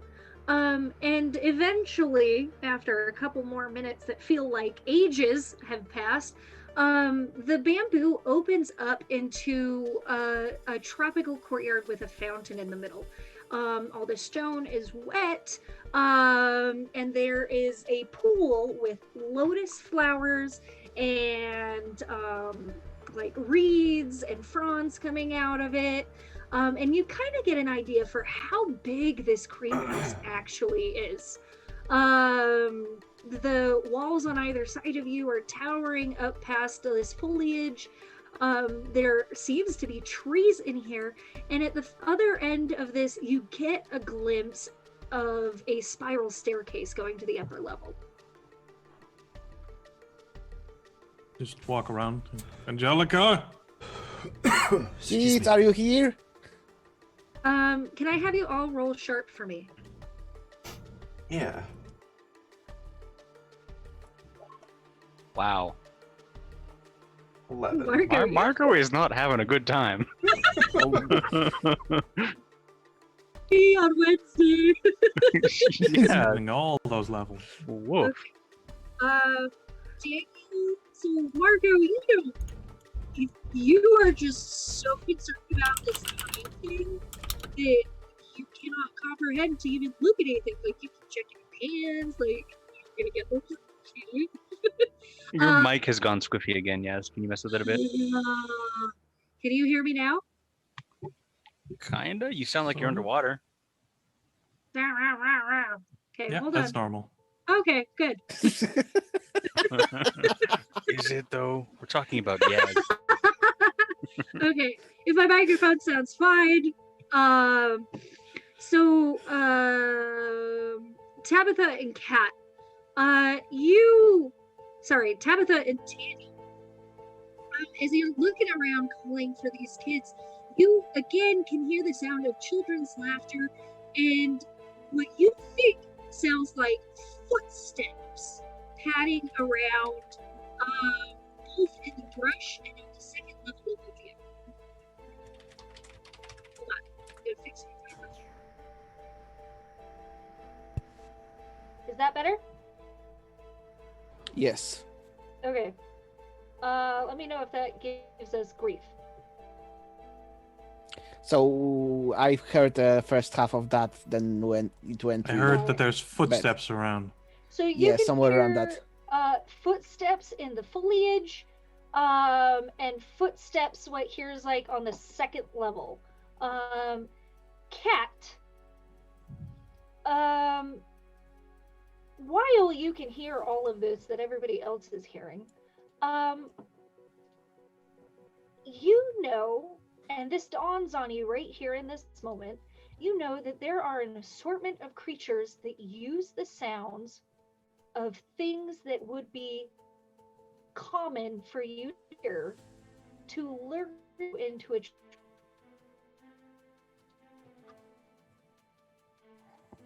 and Laura, what? What was that last part? will lure you to a trap. I look at the amulet. Is it glowing stronger or something? It is growing stronger. So may I use a move Yes. for my book? It's this. Trust me. If these are normal kids, then they would be affected by the move. If they aren't, they won't be affected. So I'm yelling, "Come on out! We can help you. You can trust us." So Not going on the upper floor. Zoom keeps glitching out right as you say the word that comes after lure into. So one more time, the sound's luring us into what now? A trap. A trap. Okay. Sorry. No, it's that's on my end. Okay, so if Kat knows that, then yeah, it is. It is gamer. Is there something that she could do to like negate or dispel the sound sound illusion? You don't know that, but you can Okay. for sure try. Tabitha, do you roll for this? Okay, so Yeah. roll plus charm. Okay.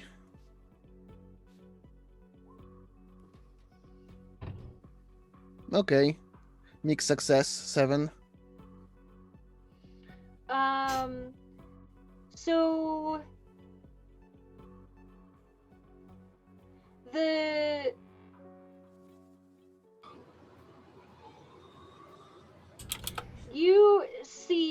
from the foliage, further away than is the path, like peering between the leaves, appears to be two children with dirty faces and bright eyes, and they kind of push past the leaves. And something doesn't entirely feel like you recognize the children as the missing children, but something just feels a little bit off. And they blink wide-eyed and slowly at you.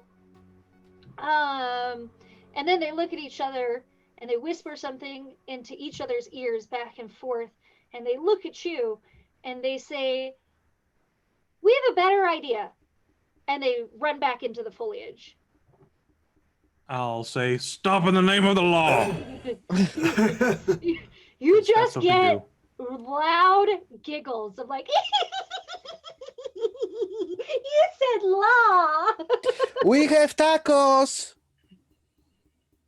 Cat just looks at Tab and is like, these are my tacos. Kat, did Shut you up. want to try and dispel that magic? Yeah. Is it just a weird roll? Yes. Okay. Weird. It's a 10. Yay! So you do that, and some of the vibe in the area wears off. Daniel, Marco, and yourself, you lose that paranoia about time when you do the dispelling. Unfortunately, you can still hear the sound of gentle giggles and the pitter-patter of small footsteps. And after a brief period of time, you see what looks like to be one child running up the spiral staircase to the second floor. You there, stop. Did I have enough time to take a look at those first kids? Yes, you did. So I'm trying to. I'm looking at the pictures I've taken on my phone of the files. You Do they- do.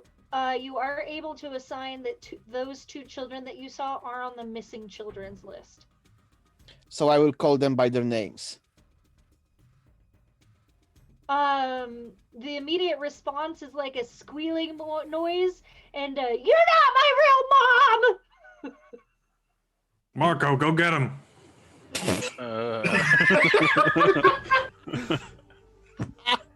Cat's just gonna look at Daniel and be like, Oh, my head. Ow, that was. Ow. Ow. you okay? That was too intense a laugh. Sorry. Cat's Sorry. just gonna look at Daniel and be like, you can't really tell Marco to go fetch, right? Like that's like super rude. I outrank him. Yeah. The heck I can't. Why they're white? Jeez.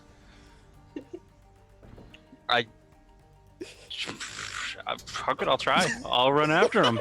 Yeah, let's What do else this. could we do? All right.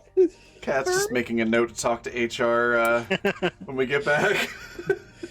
That's the one that needs to talk to HR. Yeah, no shit. So It's fine. I need you to first roll sharp for me to This pick will up be- their scent. This will be good. Wow, dude. Can I like restart roll 20 or something? Wow.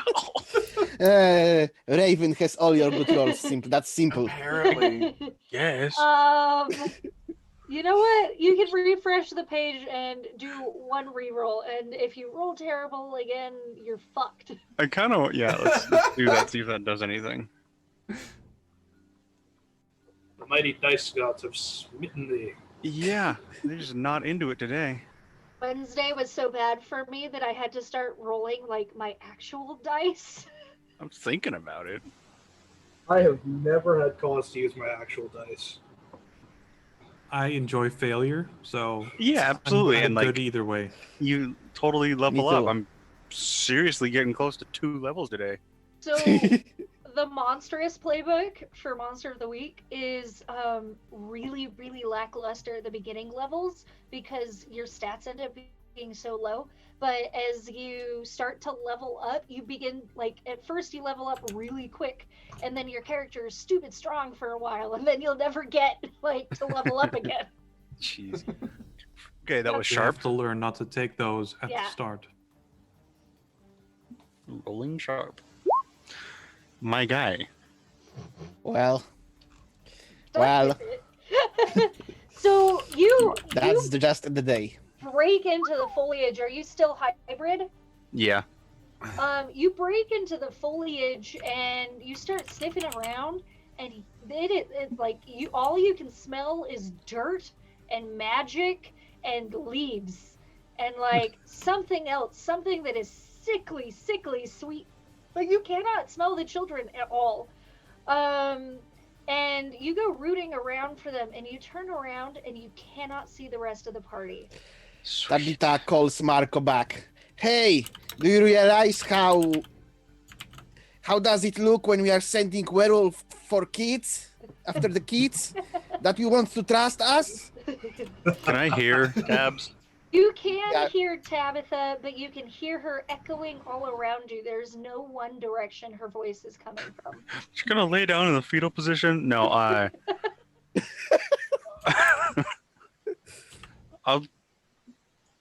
I'll try. Well, what can I see? Can I still see like a Yes. staircase? Yes.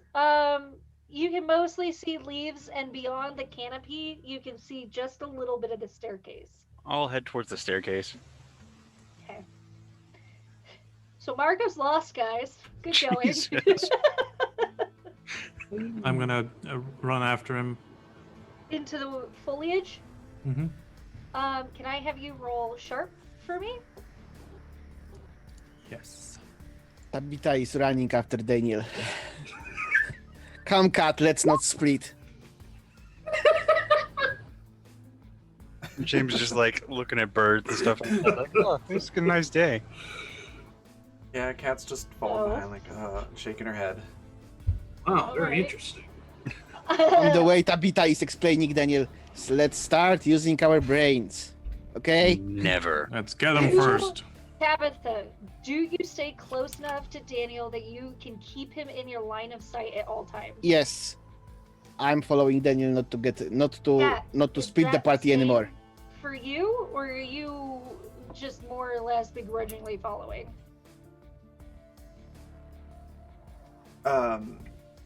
Sorry. I- there's a lot. I of will noise. What grab did you say? cat.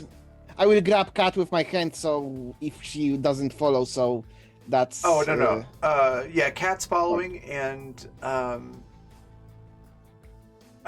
would Kat possibly have like some string or something like that? Do you think? That would be something that you would tell me. Does Cat keep string in her pockets? Also, I would like to note Probably. that Gabby is with you and Amelia stayed with James. Okay. Oh, right. The NPCs were here. We Yeah. have NPC stuff, sorry. I think. I think Kat would have string for like setting up various like ritual symbols and circles and things like that. So do you tie it off to something? Yeah, she's gonna tie it off to like the bottom banister of the stairs. You're not quite at the stairs yet. You're at a fountain. Okay. You can just see the stairs from where you're at. Gotcha. Yeah, probably just when we get to the stairs, tie it to the bottom there, and start following Tabitha up. That's where everybody went, right? Was up the stairs? No, they went into the foliage. Oh, wow. I'm struggling today. No worries. So 3 hours of everybody sleep. went into the foliage. Tabitha grabbed your hand to keep you with them and is keeping Daniel in line of sight as Daniel is going after Marco. Okay. So Daniel, yeah, thanks. There's so many fries. Um, Daniel, you get there. Marco is already gone. And you are, but you can see his tracks in the dirt. Now I need all three of you to roll cool. Actually, all four of you to roll cool, please. Meanwhile, while everybody's rolling cool, James, would you roll sharp for me? Finally got a success. Yes. Yeah, good job. Nice. I've been rolling pretty good today. No, You're taking on my good rolls. Jeez.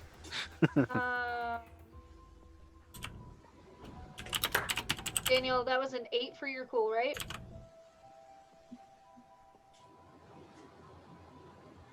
Yes, I nodded, but Okay, sorry, I wasn't sure. So Lance, while you're hanging out outside, you catch or you are caught. Your eye is caught by these dancing dryads, that are swinging and swaying to some kind of invisible music in the pond. They're very lovely, very shapely women, or shapes of women, with long arms and the weeping willow boughs that make up their hair and their clothing. Interesting. Also, you totally catch Amelia checking them out. I give her the you sly dog look. So let's hop back to our party on the inside. So I'm gonna yell that I'm heading towards the stairs. I don't know if they can hear me or whatever. I'm just turned around and I'm focusing on a landmark. So, you guys all hear Marco's voice, but it seems to be echoing from all around you. You cannot pinpoint a specific direction that he is coming from or going to. And then Daniel and Tabitha, you begin to kind of feel drowsy and slow. And as Gabby has been following you, you also kind of get a comment from her of just like, it feels like we've been in here forever. I think I need to sit down for a minute. Did we hear, you said we heard Marco's voice reflecting, but did we understand the words? Yes, you would understand the words. You would just not understand the direction that he's going or coming from. But he mentioned going back to the staircase. Yeah, these plans are weird. Let's go back to the stairs. You haven't been to the stairs yet. You've been at the fountain. Going Just so Oh. towards the stairs. The stairs We're are all on so the other side of confused. the building. These I'm plans. sorry. There's so many Okay. details. So, Okay, is so- it like a spiral staircase that's going up that we can see? Yes. Okay, then yeah. So, Okay, so that's what. Not back. So let's go to the stairs. yes. So you Let's guys leave the plans. start heading towards the stairs, but I was in front. I will now fall back to take care of Gabby because I'm worried about her because she's not shaking off this weird magic thing. lethargy. So Marco and Kat, you are not affected by this lethargy. Tabitha and Daniel, you are, but it's not to the point that you need to take a break. Gabby seems to be the one that's most affected by it right now. Mm-hmm. Can I have you guys roll sharp again to see if you get to the stairway?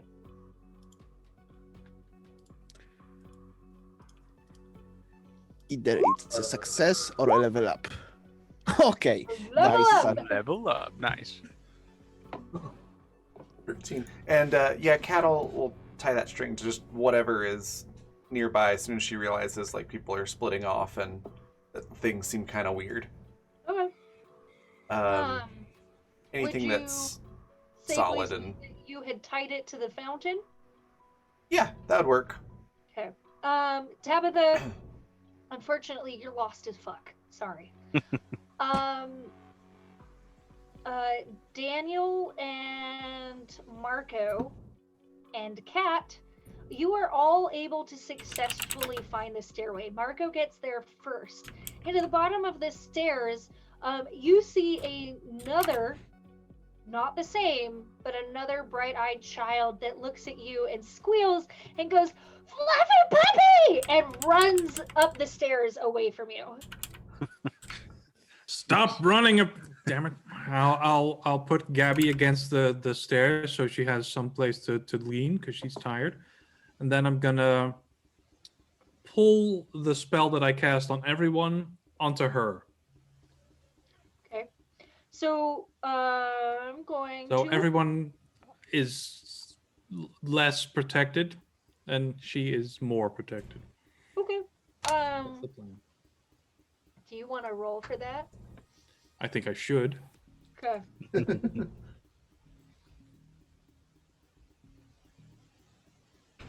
Oh, I did click. Okay. Oh God! Thank God. This is not one I wanted to fail. Yeah. So I just put my hand on her chest and concentrate. So the effect of your magic is almost immediate. Tabitha, you feel just a little bit more tired, winded, and the idea of a break sounds pretty good, but you could probably push through this. Gabby perks right back up, and she gives Daniel a very thankful look for like helping that. Marco, did you stay at the stairs or did you go up? I would have stayed at the base until we're all together. You are all reunited. So I was keeping with the rest of the group. While I had no idea where are we going, but I just stick to them, and now I need to take a break, a few breaths. Okay. Do you sit down and take a break? No, a break, just few breaths. Okay. So you guys take your few breaths, and it feels like the breaths don't really help at all, to be perfectly honest, but you took them anyways. So, and then This you place head is up the weird. stairway. Yeah, let's head up. So you guys get to the top of the stairway and you can look down into this tropical courtyard, and you can tell that it's much more of a labyrinth than you thought it was. Kat, what do you do with your string that you've got? Do you keep it on you and keep unraveling it? Yeah, she'll keep doing that for as long as she's got string to go. Yeah. Okay. So you guys get to the top of the stairs, and the top of the stairs is much more well kept. It looks like what you would imagine a very beautiful tropical greenhouse restaurant might look like. But all of the tables and the chairs have been removed. You have several trees with large fronds that kind of come over and create a canopy over this roof, and then or under this roof of the greenhouse, and then you have a wrought iron gazebo type thing that is set up in the middle. There is a large collection of knickknacks and pillows and blankets and clothes and shoes that have all been gathered up in the middle of this room. You can see that there are a couple kids that are like napping on these pillows. You can hear laughter and the sound of pitter patter beyond the gazebo, more in the brush of things. What do you do? I was going to do something smart, but now I have access to kids, so I'm going to check if they're my daughter, because obviously. You cannot recognize your daughter among these faces. These children appear to be very young. Damn it. You cannot find anybody older than like maybe 8 or 9 years old. I'm going to like lean next to someone. No, I'm going to crouch next to someone who's sleeping and we'll wake him up. I'm gonna show them the picture of my daughter. Have you seen this girl? See, you got it. So, the kid that you kneel down to wake up doesn't wake up. Fuck. Okay. You hear a hiss from the other side of the room. Bad words! I'm a cop. I can say whatever the heck I want. Can I be a cop and say fuck too? Dang Yes, it. you can. Is just because I'm struggling to keep track of where everybody is Kat around this and hearing this? Yes. Yes. Kat just looks at the kid and goes, "Fuck yeah, you can." The little kid turns to its friend and is just like, I'm a cop now, fuck you! And runs off into the foliage. Well, almost. Whatever Cat. you do, just stop them from running. This one isn't waking up. Kat giggles in I think chaos. that's at that, what and then- happens if you're here for too long. Is this one breathing? Yes. Okay. Just Uh, a pulse. Their eyelids are moving and everything, like they're just in deep REM sleep. Okay, Uh, so Tabitha is organizing stuff. How many kids do we have? How many kids match the files? All of the kids that you've seen match the files. There are 3 that are asleep, and you are unsure of how many have been running around, but you know of at least 3 more. I'll check on the others who are asleep, see if they can wake up. None of the sleeping ones wake up. Okay. I collect them. In your arms? Just into the bag of holding. For a you know. bit, yeah. And then put them next to each other so we don't have to be all over. I think we should move them to James. I think James and Amelia can handle 3 sleeping kids. Well, too bad. James and Amelia are checking out hot dryads right now. They don't want no responsibility. mean- Marco and Kat, what are you guys doing? So Kat was gonna giggle in chaos at the child swearing and everything. Like a And missile then- speech? Yeah. Giggles in chaos language. And then go check on the kid that's not waking up and see if There she are can 3 figure out. children that are not waking up. Okay. See if she can figure out if there's a magical reason for why they're not waking up. Roll James, weird. were you raising your hand? Never mind. I must have just seen something. Okay, yeah, roll weird. Ignore me. I'm tired. Who needs sleep? Okay, 13. What Those you rolls have today. encountered is most certainly magic, and you can smell it like fairy magic, but it's a little bit different. And when you guys start picking up the kids and trying to like figure out what's going wrong with them, you hear a collective "oh" from like 4 different voices. And following the "oh," you hear a deep growling sound. Nope. Don't like Can I that. have you all roll cool for me again? No. Don't fuck this up, guys. Don't fuck this up. Yeah. All right, it's a 9. Okay. It's a 9. We can see how Daniel wouldn't be cool. Daniel, you are immediately overcome with a desire to sleep, especially now that you've taken the wards off of yourself to put onto Gabby, and like your eyelids are drooping. You can barely keep your head up, and Yeah, eventually, I'll have assembled the kids like next to each other, and then I'll just like fall on them or something, or lay next to them. you just pass out next to them. Yeah. Marco, Kat, and Tabitha, you also get this exhaustive feeling.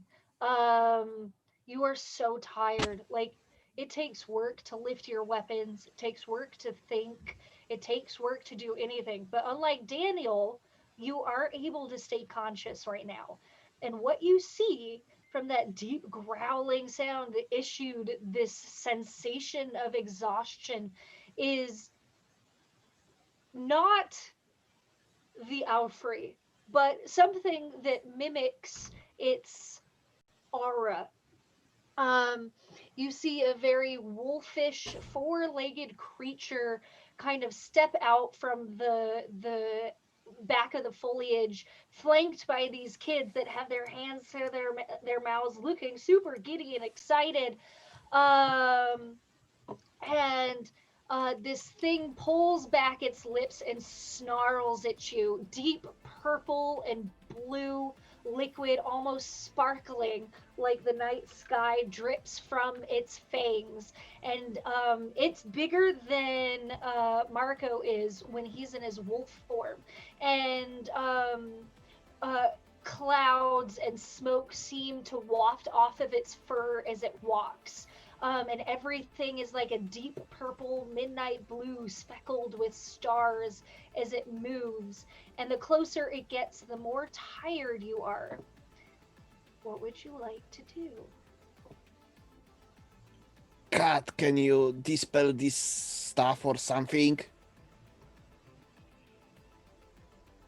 I think Cat probably just goes, dogs. Why does it always have to be dogs?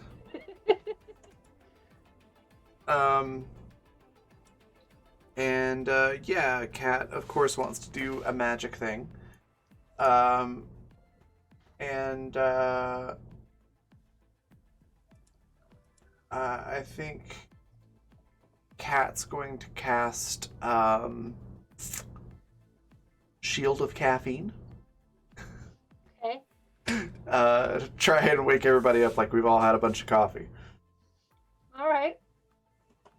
Or maybe literally just magically make it so that we've just consumed a large amount of coffee without actually having to consume a large amount of coffee. All right. I have to go flip the switch because I realized that my laptop's not charging. 1 second. Be right back. Oh, okay. 8 to 12. Jeez, nice. Okay. I don't know what it is about Cat, but Roll20's like, yeah, sure, do whatever you want. Most times with Monster of the Week, it's just like, oh, you wanted to do something? That's cute.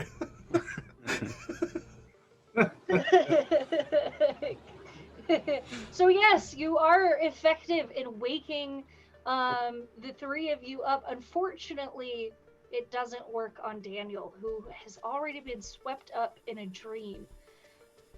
Daniel, in your dream, you see the same creature, but in the dream, it's a lot more cartoon. In the dream, it's got cartoon. Like, it's big and fluffy and looks like a chow that fell out of the midnight sky. But this chow has big tusks and little horns that stick out, and it's kind of just like bobbing along the way. And it looks like it's trying to lead you somewhere. I'm sorry, just the first thing that popped into my head was, it's so fluffy, I want to die! I could not share that.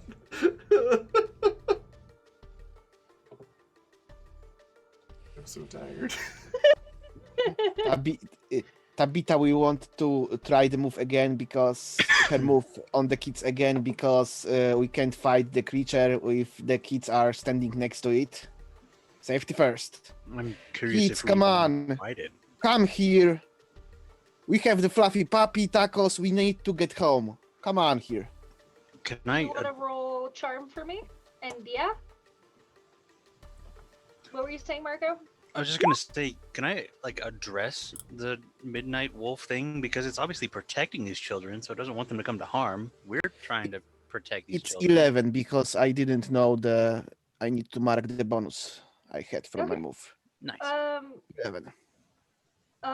You can address the wolf. But just so you know that it's not the same kind of wolf you are. I It's figured. wolf shaped.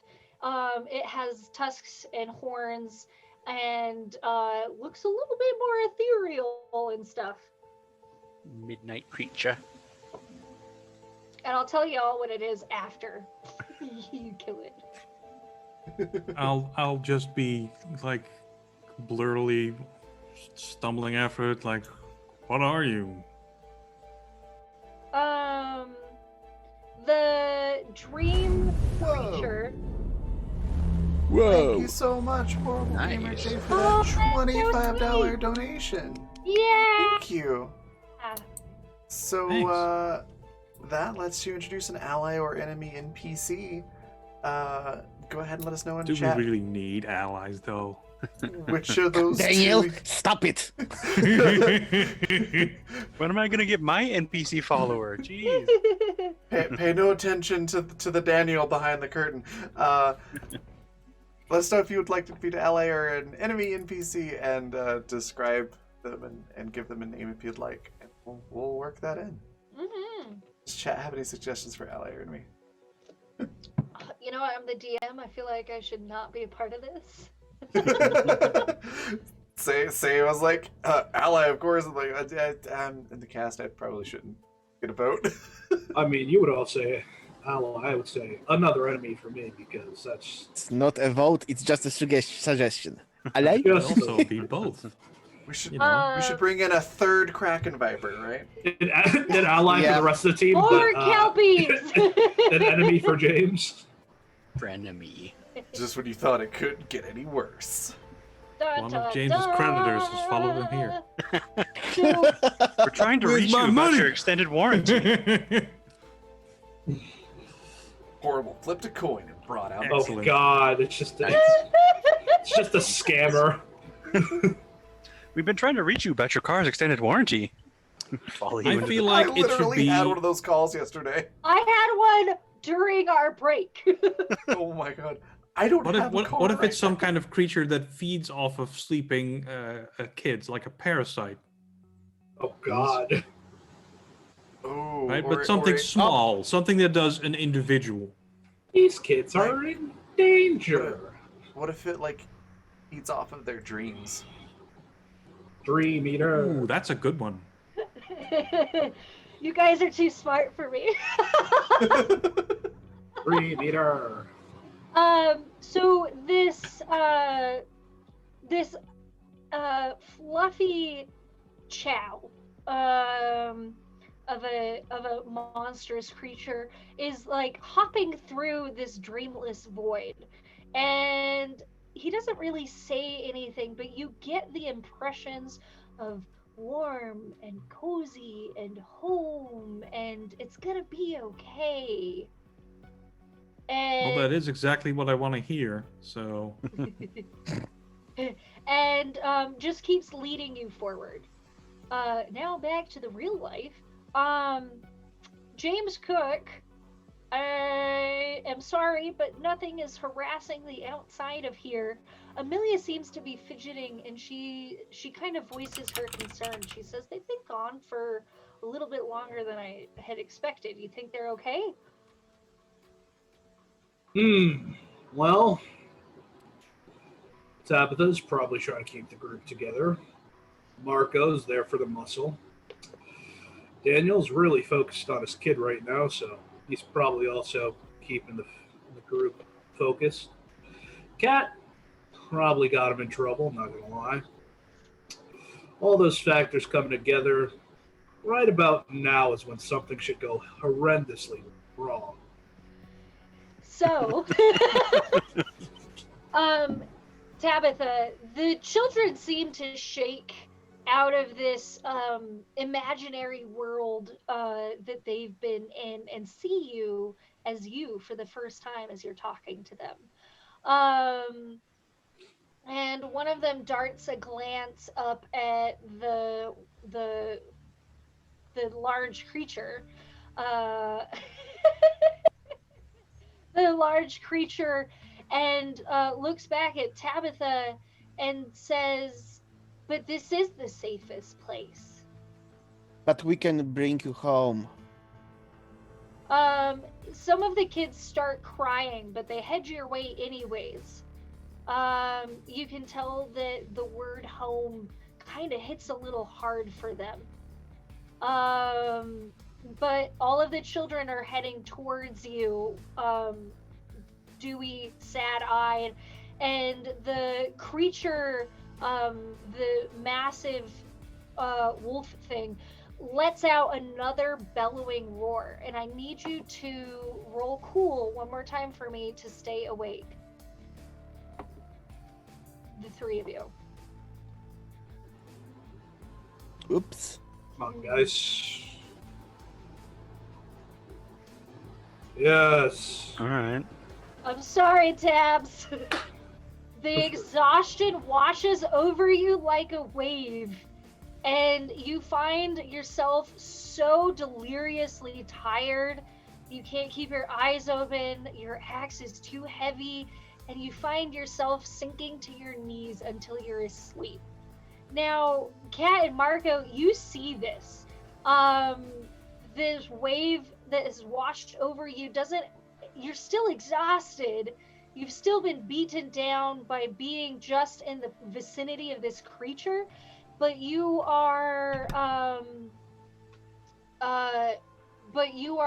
do not feel that same exhaustion. Two of your teammates are down, and the four children that had come forward are looking very confused as to why the large orc lady that was going to take them home just fell asleep. It's police. We work 5 to 9. It's time. It's my time off. Off time. Just shuts down. 9 to 5. I mean. So I'm gonna let you guys decide what you're doing, or hop back to Daniel real quick. Daniel, in your dream, sorry, go on. Oh, I was gonna say I know what Kat's gonna try to do. Okay. But I can wait. Okay, hold on one second. Daniel, in your dream opens up like the fog is clearing, and you recognize this as being your home. Gabby and Angelica are there. Gabby's just put on a cup of coffee. You can hear light music playing in the back. Angelica is working on her homework, and it's like time hasn't moved at all. Bringing you back to one of the happiest places that you remember, like the happiest you remember being. Beautiful. It's exactly what he wants, and he doesn't feel like he deserves to be there. So I'm gonna try to shake it off. Okay. Because it can't be real, you know? How do you shake it off? I don't know what I would roll for it, but I wanna think roll weird? sharp. I think this is sharp. Okay. Nope. Bye, guys. Going into Daniel. fantasy land to hang out with my imaginary wife and kid. I'm so sorry. You were having a great time. You don't deserve this. Honey, I'm home. You don't deserve this, but you go through the motions almost like you're fulfilling an addiction. Like you need this. You need to feel this. And it stirs up a lot, but something that you realize as you're feeling these emotions is that they're very fleeting. You get this emotion of, I don't want to be here, I don't belong here, and it's almost like it gets pulled out of you. You get this feeling of happiness as you see Angelica laughing at something on her cell phone. And almost immediately it's pulled out of you, like it's being sucked away. Kat, what would you like to do? Kat wants to grab the kids and teleport out of there. Okay, you have to roll for it. Teleport to just outside the house, I guess. To where James is Yeah. with the dryads. Yeah. That's an 8. Would anybody be opposed to me throwing a d6 onto that to get these kids out of here? No, we need kids out. Throw Okay. away. Honestly, we should have been buffing our rolls all session, but you know, Yeah. How many kids did you Yes. take, the awake ones or the sleeping ones? Um, probably all of them if she can. Let's see. Well, When you carry one or two people with you, roll plus. Okay, so she Well, might have to make a few trips. that's fine. Your roll is a critical success with that additional d6. So you are able to do it however you wish to do it. But just remember that when you enter the building again, I'll need you to make a cool roll. So you can take them all at once or a couple at a time. Uh, yeah, I guess Kat's feeling really confident and energized from the coffee, and we'll try to take them all at once. So she's gonna be like, "All right, kids, hold hands, touch your sleeping friends. Everybody, like, just be touching each other. Grab your hands, arms, whatever. Make a circle! Make a circle, yeah. And then as soon as they're all doing that, she's going to grab two hands of the little kids and teleport them all outside the building. And show Okay. up right behind James and Amelia. That's a surprise. So, Tabitha, you are also in this strange dream world where a giant midnight sky chow puppy is leading you along. So one thing first. Tabitha fought this sleep very hard. Sense of duty is very strong in her, so she just refuses to lie down. So yeah, she's sleeping very hard with her chin on her axe, kneeling but not lying down, snoring. All right. Yeah, I'm in a sleep. And So, what's there? you're kind of in this empty void of an area, and this giant chow puppy with little horns and little tusks and midnight blue fur with stars all the way through it. It's kind of just bouncing along, and you get the impression that you need to follow. Do you have a proof of vaccination in paper? Where we're going, you don't need that. Oh my god. And you hear the sound of distant, raucous music. Your favorite band, in fact, is playing. Okay. And the chow puppy leads you forward into what your ideal evening would be. No duty, no worries, nothing. There's women or men or whatever your preferred gender, or anything in between is waiting for you.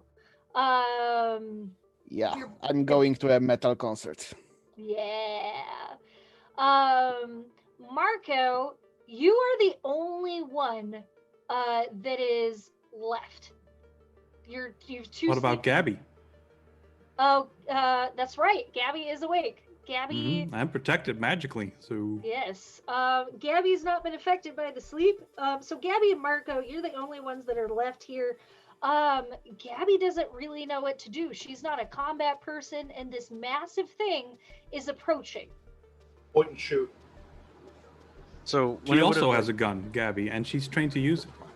Okay. But when it would have like roared to try and put to sleep, I think Marco would have like angry roared response back. Just yell at me. I'm gonna yell at you louder.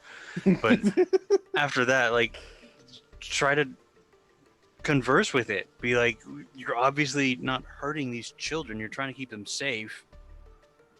What is your game here? We Can I are have trying to keep you- these children safe. Roll charm.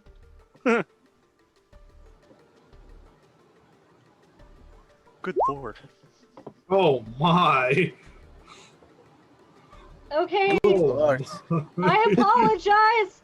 Wait, how much do you have in? I have a -1 charm. Oh, that would do it. That would definitely do it. All right. You just rolled snake eyes? Yeah. Oh, Oh, yeah. my. God This is some damn. impressive rolling. I'm so honestly sorry, impressed. Marco. It doesn't Nah. work. And this thing lunges for you and Gabby. Gabby fires. Then I will go for the throat. 6 plus. Are you okay if we go just a little over time? Oh yeah, absolutely. Oh yeah, you guys do have luck. Hmm. Would like to Okay. throw- I would like to throw that out there. That's pretty Uh, smart. Also, as a reminder, we're only like one retweet and or comment away from a D6 to the cast on the game tweet, which I'll throw into chat again. Marco, would you like to use a luck point? I will use a luck to make that a 12. Okay. I will hold Gabby's kick some ass roll. She did very well. She did very well. well. Must be nice. Point and shoot. Hey, hey. So instead of lunging at you, this wolf holds its ground, and you can't tell where the voice is coming from, but you assume that it's its voice. Sorry, I had to drink some of my water. And the voice says, "I am protecting the children. For I am Baku, protector of the young and the youth and their dreams. For I eat the bad dreams and bring peace to them. I am healing these children's minds from the trauma that they have seen of their world, of your world, and I will protect them. And if you take them from me, I will hunt you down through your dreams and suck the life force out of you like oh man, that was doing so well. Like a smoothie. Like slurping a snail out of its shell. Yep. Well, then we're on the same side. We're just trying to figure out what attacked them and going after that. The thing that attacked them, they are not safe from. You cannot protect them from that. Okay, well, do you know where it is or where it actually attacked them? Because we want to go destroy it. That's why we're here. We're also here to make sure the kids are okay, but you seem to be doing okay, I hope. These children are runaways from their attacker that brought them to this place. These children have sought asylum with me, and I will not let you take them from me. I will devour your dreams like I will devour your thoughts and your hopes. And again, it roars at you. Definitely roar back. Like, I went toe-to-toe with Mr. Fenrir over there. You don't scare me, big puppy. You don't scare me, big puppy. So the wolf gets ready to pounce. James, you have heard you have heard these roars from inside that are making the glass tremble of the greenhouse. Cat has appeared with all of these children. Amelia has immediately gone down to like coax the children and see if she can wake them up. Okay, well, it's just like I said. Called it. Cat, what the hell's going on? Right, so, found some of the kids. They're right here. Some of them won't wake up. Not entirely sure why. Magic's involved. But we saved the kids. Most everybody else inside is asleep and probably needs help. But we need to make sure the kids get somewhere safe first. Amelia turns to you and she says, "I will watch the kids. Go save your friends." I mean, they can take care of themselves. I'm just messing with you. I would not be any help in a battle. Yeah. Do you teleport back in? Yeah, Kat's gonna look at James and be like, "You ready to go in?"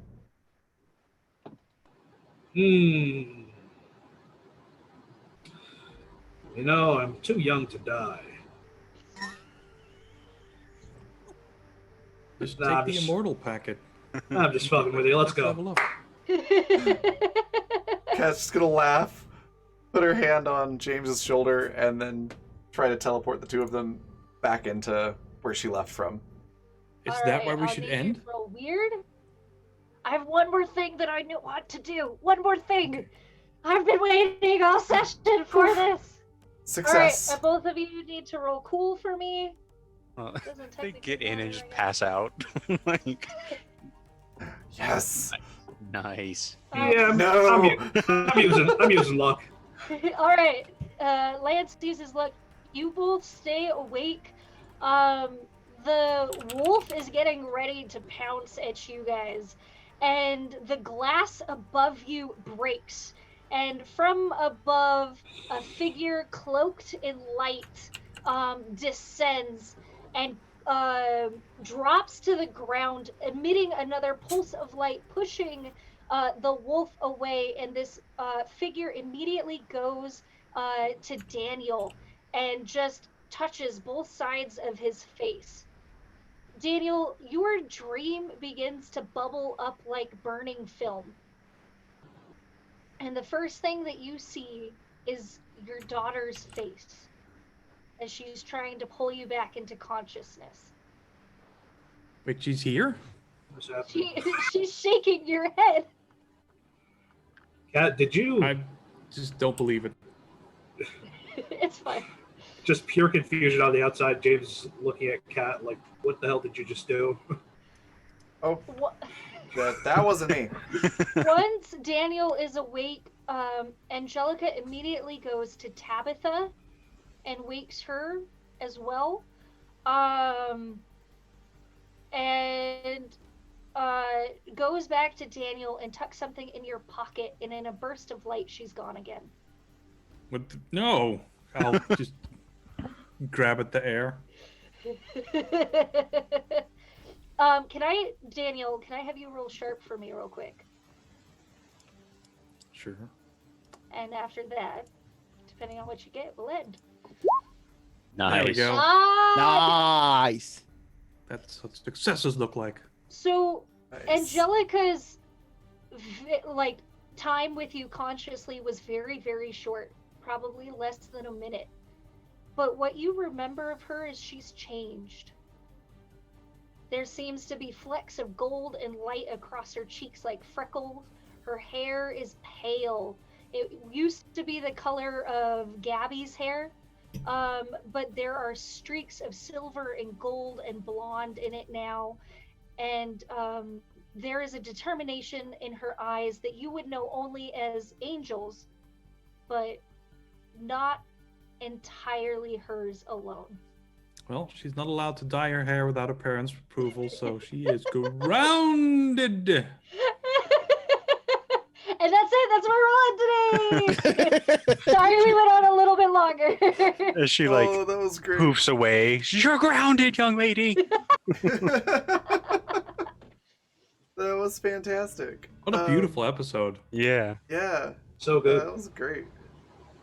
All right, we're gonna go around and say our favorite parts of the session, where we can find all these wonderful people. Then we're gonna go on a raid. Yes, let's start with you. What was your favorite part? Where can we find you online? And anything you want to share? What do I do? The whole thing was my favorite part. I was very excited Same. about this session. We got to do so much. We got to do a lot that I hadn't planned, which was really cool. And the fact that you guys figured out what the monster was before I even gave you any major details was pretty awesome. It is a Baku, which is a Japanese dream eater that is particularly fond of taking care of kids. And that was kind of awesome. So, blah, blah, blah, blah, blah. I always love you guys' role playing and the life that you bring to these characters. I can't believe you fucked with Yaga's house. That was a mistake. Oh, we're getting rated just Oh, hey. Yay!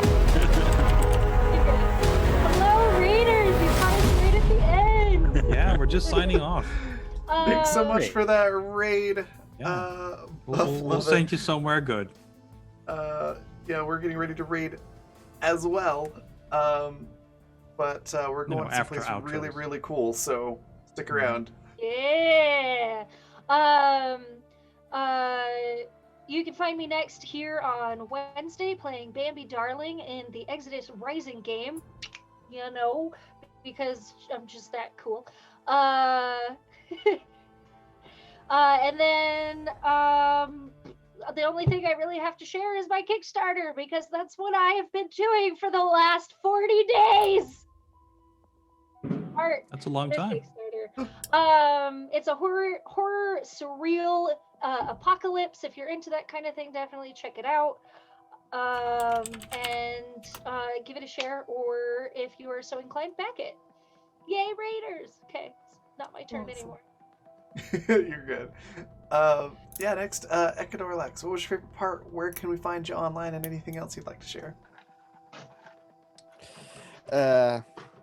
I thought I had already my favorite fight pick, but that changed in the last word of this session.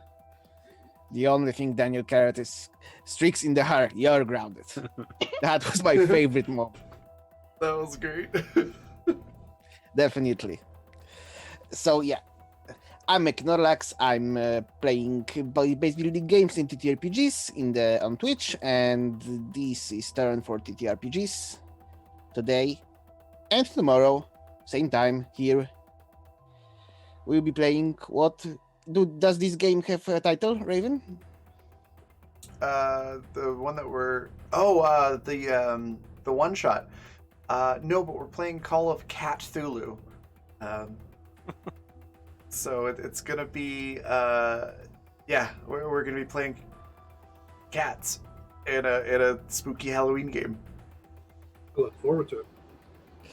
So It's yeah, gonna be that's where you can find me next at noon Mountain Time tomorrow, same place, same time in short. Awesome.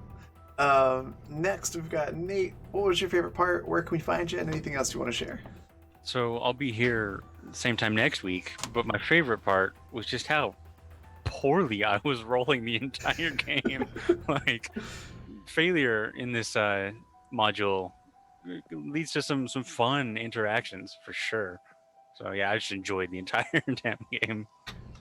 Awesome. I'm glad. It was pretty great. All right, and then Par. What was your favorite part? Where can we find you online? And anything else you want to share? The whole thing was pretty good. I think my favorite part is the fight with the chicken legs. Because if Marco wasn't grabbed, I 1000% was not getting involved with that fight. 1000%. Right before it happened, James even said, "That's doing something extremely dangerous again." Logan chicken legs with a pen. Yes, mysterious chicken legs in the second city of the Fey realm. Sure, it's What fine. could possibly go wrong? Thanks so much for that follow, Foxy Rain. I really appreciate it. So I do love that. You can find me on Twitter at Mr. Par4E now. Still getting used to it. Yeah, you can find me some other places, but I don't got them all set up yet. Are you not sticking with Mr. Parr? No, I'm sticking with Mr. Par. Good. Because, you have a jingle. It's Mr. Parr. That's his name. That name again is Mr. Parr. That There you it go. really does make me feel like I'm like Steve from Blue's Clues. Like it makes me feel like I'm a children's show host. Mr. Parr. Oh my Kids. goodness. I like it. Well, I like Yeah. it too. All right. just feels weird. All right. And then, Am I next? I think I'm next. Right? You are. What was your favorite Yes. part? Where can we find you? And anything else you want to share? Tabitha was my favorite part. We had strong contenders. But I really liked the humanity and the thoughtfulness again that you brought to this week. You know, trying to talk to the kids, to appeal to you know, their home and you know, all that stuff. Well, I was just running after them, and the rest of us were doing dumb shit. You kept it together. You made the smart plays, and I really enjoyed it. Plus, you had some really strong one-liners in there as well. So Thank you. that was my favorite. All of that stuff together. And you can find me next tomorrow over on Uncanny Adventures, where I'm playing Holt, the pirate paladin, who tries to make friends with all the evil pirates. I had a friend who really wasn't my friend, but I was trying to make him my friend because I try to make friends with all the evil pirates. And this one is really fucking stubborn about the whole thing. And he refused to do his damn job, which is making breakfast for the crew.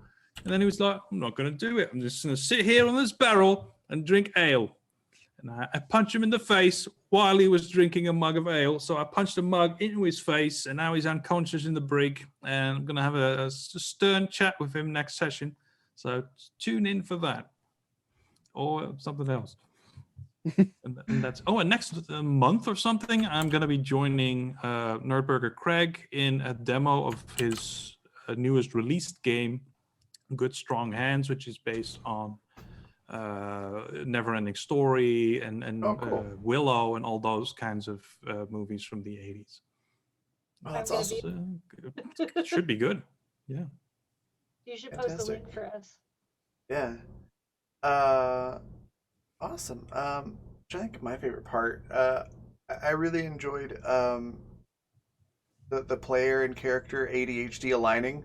And Kat just going to get tacos and feeling like, oh yeah, I need to take that very important NPC back to where I took her from. You have no fucking idea how lucky you were. I'm sure. Your life's gonna win out one of these days. Probably. I don't know. I still got like most of my luck points. That was just funny because that's very me, and the character and the player were just perfectly in sync with that. I really enjoyed seeing the Monkey King again, and his interaction to us just crashing into the table that he was playing a game on. But the whole thing was fantastic. I really enjoyed having James in the group again, and just James's perspective on things. It was funny seeing Barco having so many bad rolls, but also just being like, you know what, I don't even care, I'm gonna keep pushing through, and like that determination was really cool. And Tabitha is just fantastic as always in trying to herd all of us cats, literal and metaphorical, into where we're supposed to go. And Daniel's just like, screw the rules, I have to go get my daughter. Mm-hmm. It's always fun to see. That's my favorite line of the episode, where he just completely said, where it's like, oh, they're kids that are kidnapped. Oh yeah, I'm gonna go get my daughter. Yeah, I don't care what the other kids. I don't care about other kids, yeah. Yeah. Got a real good chuckle out of me when he tried to wake the one kid up and it didn't do anything. He's just like, fuck. Yeah, that's also very me. Daniel had You some know, you try to great push it and it doesn't lines. work. Some great lines from Daniel. Yeah, I just remember really were. another thing I really loved was that last moment where Marco made this really good little emotional speech, and then he rolled double ones. That's the Terrible. best about role-playing games, where you role-play amazingly, and then the dice say, nah, that doesn't work. Nah. This doesn't feel That's it. genuine. But yeah, those are my favorite parts. You can find me next. I'll be producing School Days in just under 3 hours, right back here, 6 p.m. Mountain Time. It's 8 p.m. Eastern. It is a show and game about superhero high schoolers trying to figure things out. It's really cool. So you should come check that out. And then, yeah, I'll be back tomorrow at noon Mountain Time. It's 2 p.m. Eastern for Call of Cthulhu, our Halloween one-shot that I'm looking really forward to. I'll be playing Tilda, which is a character that I played in Tickfaw Files. but as a cat. So it's going to be a lot of fun. And I think that's just about it. My link tree is right there in chat for checking out everything that I do, including some really cool new things on Patreon and the new Intrepid brand that you can buy all that gear for. It's sportswear and casual wear and mouse pads and coffee mugs and things like that. That's all set up to be adventuring gear for your real life. So definitely check that out. There's a link to all the sponsors right there in chat, including Intrepid. Thank you everybody for watching, for playing. Thank you so much, Yaz, for running this. And thank you again, Horrible Gamer Jay, for the awesome donation that gave us another thing to worry about in the game. It's fantastic. We're gonna go raid Ray, or With a Brick. Absolutely wonderful person. Really great variety streamer, and she is a killer role player and cosplayer as well. Definitely give her a follow if you're not doing so already. And yeah, I will see you all back here in just under 3 hours. Bye, everybody. Bye, Melody.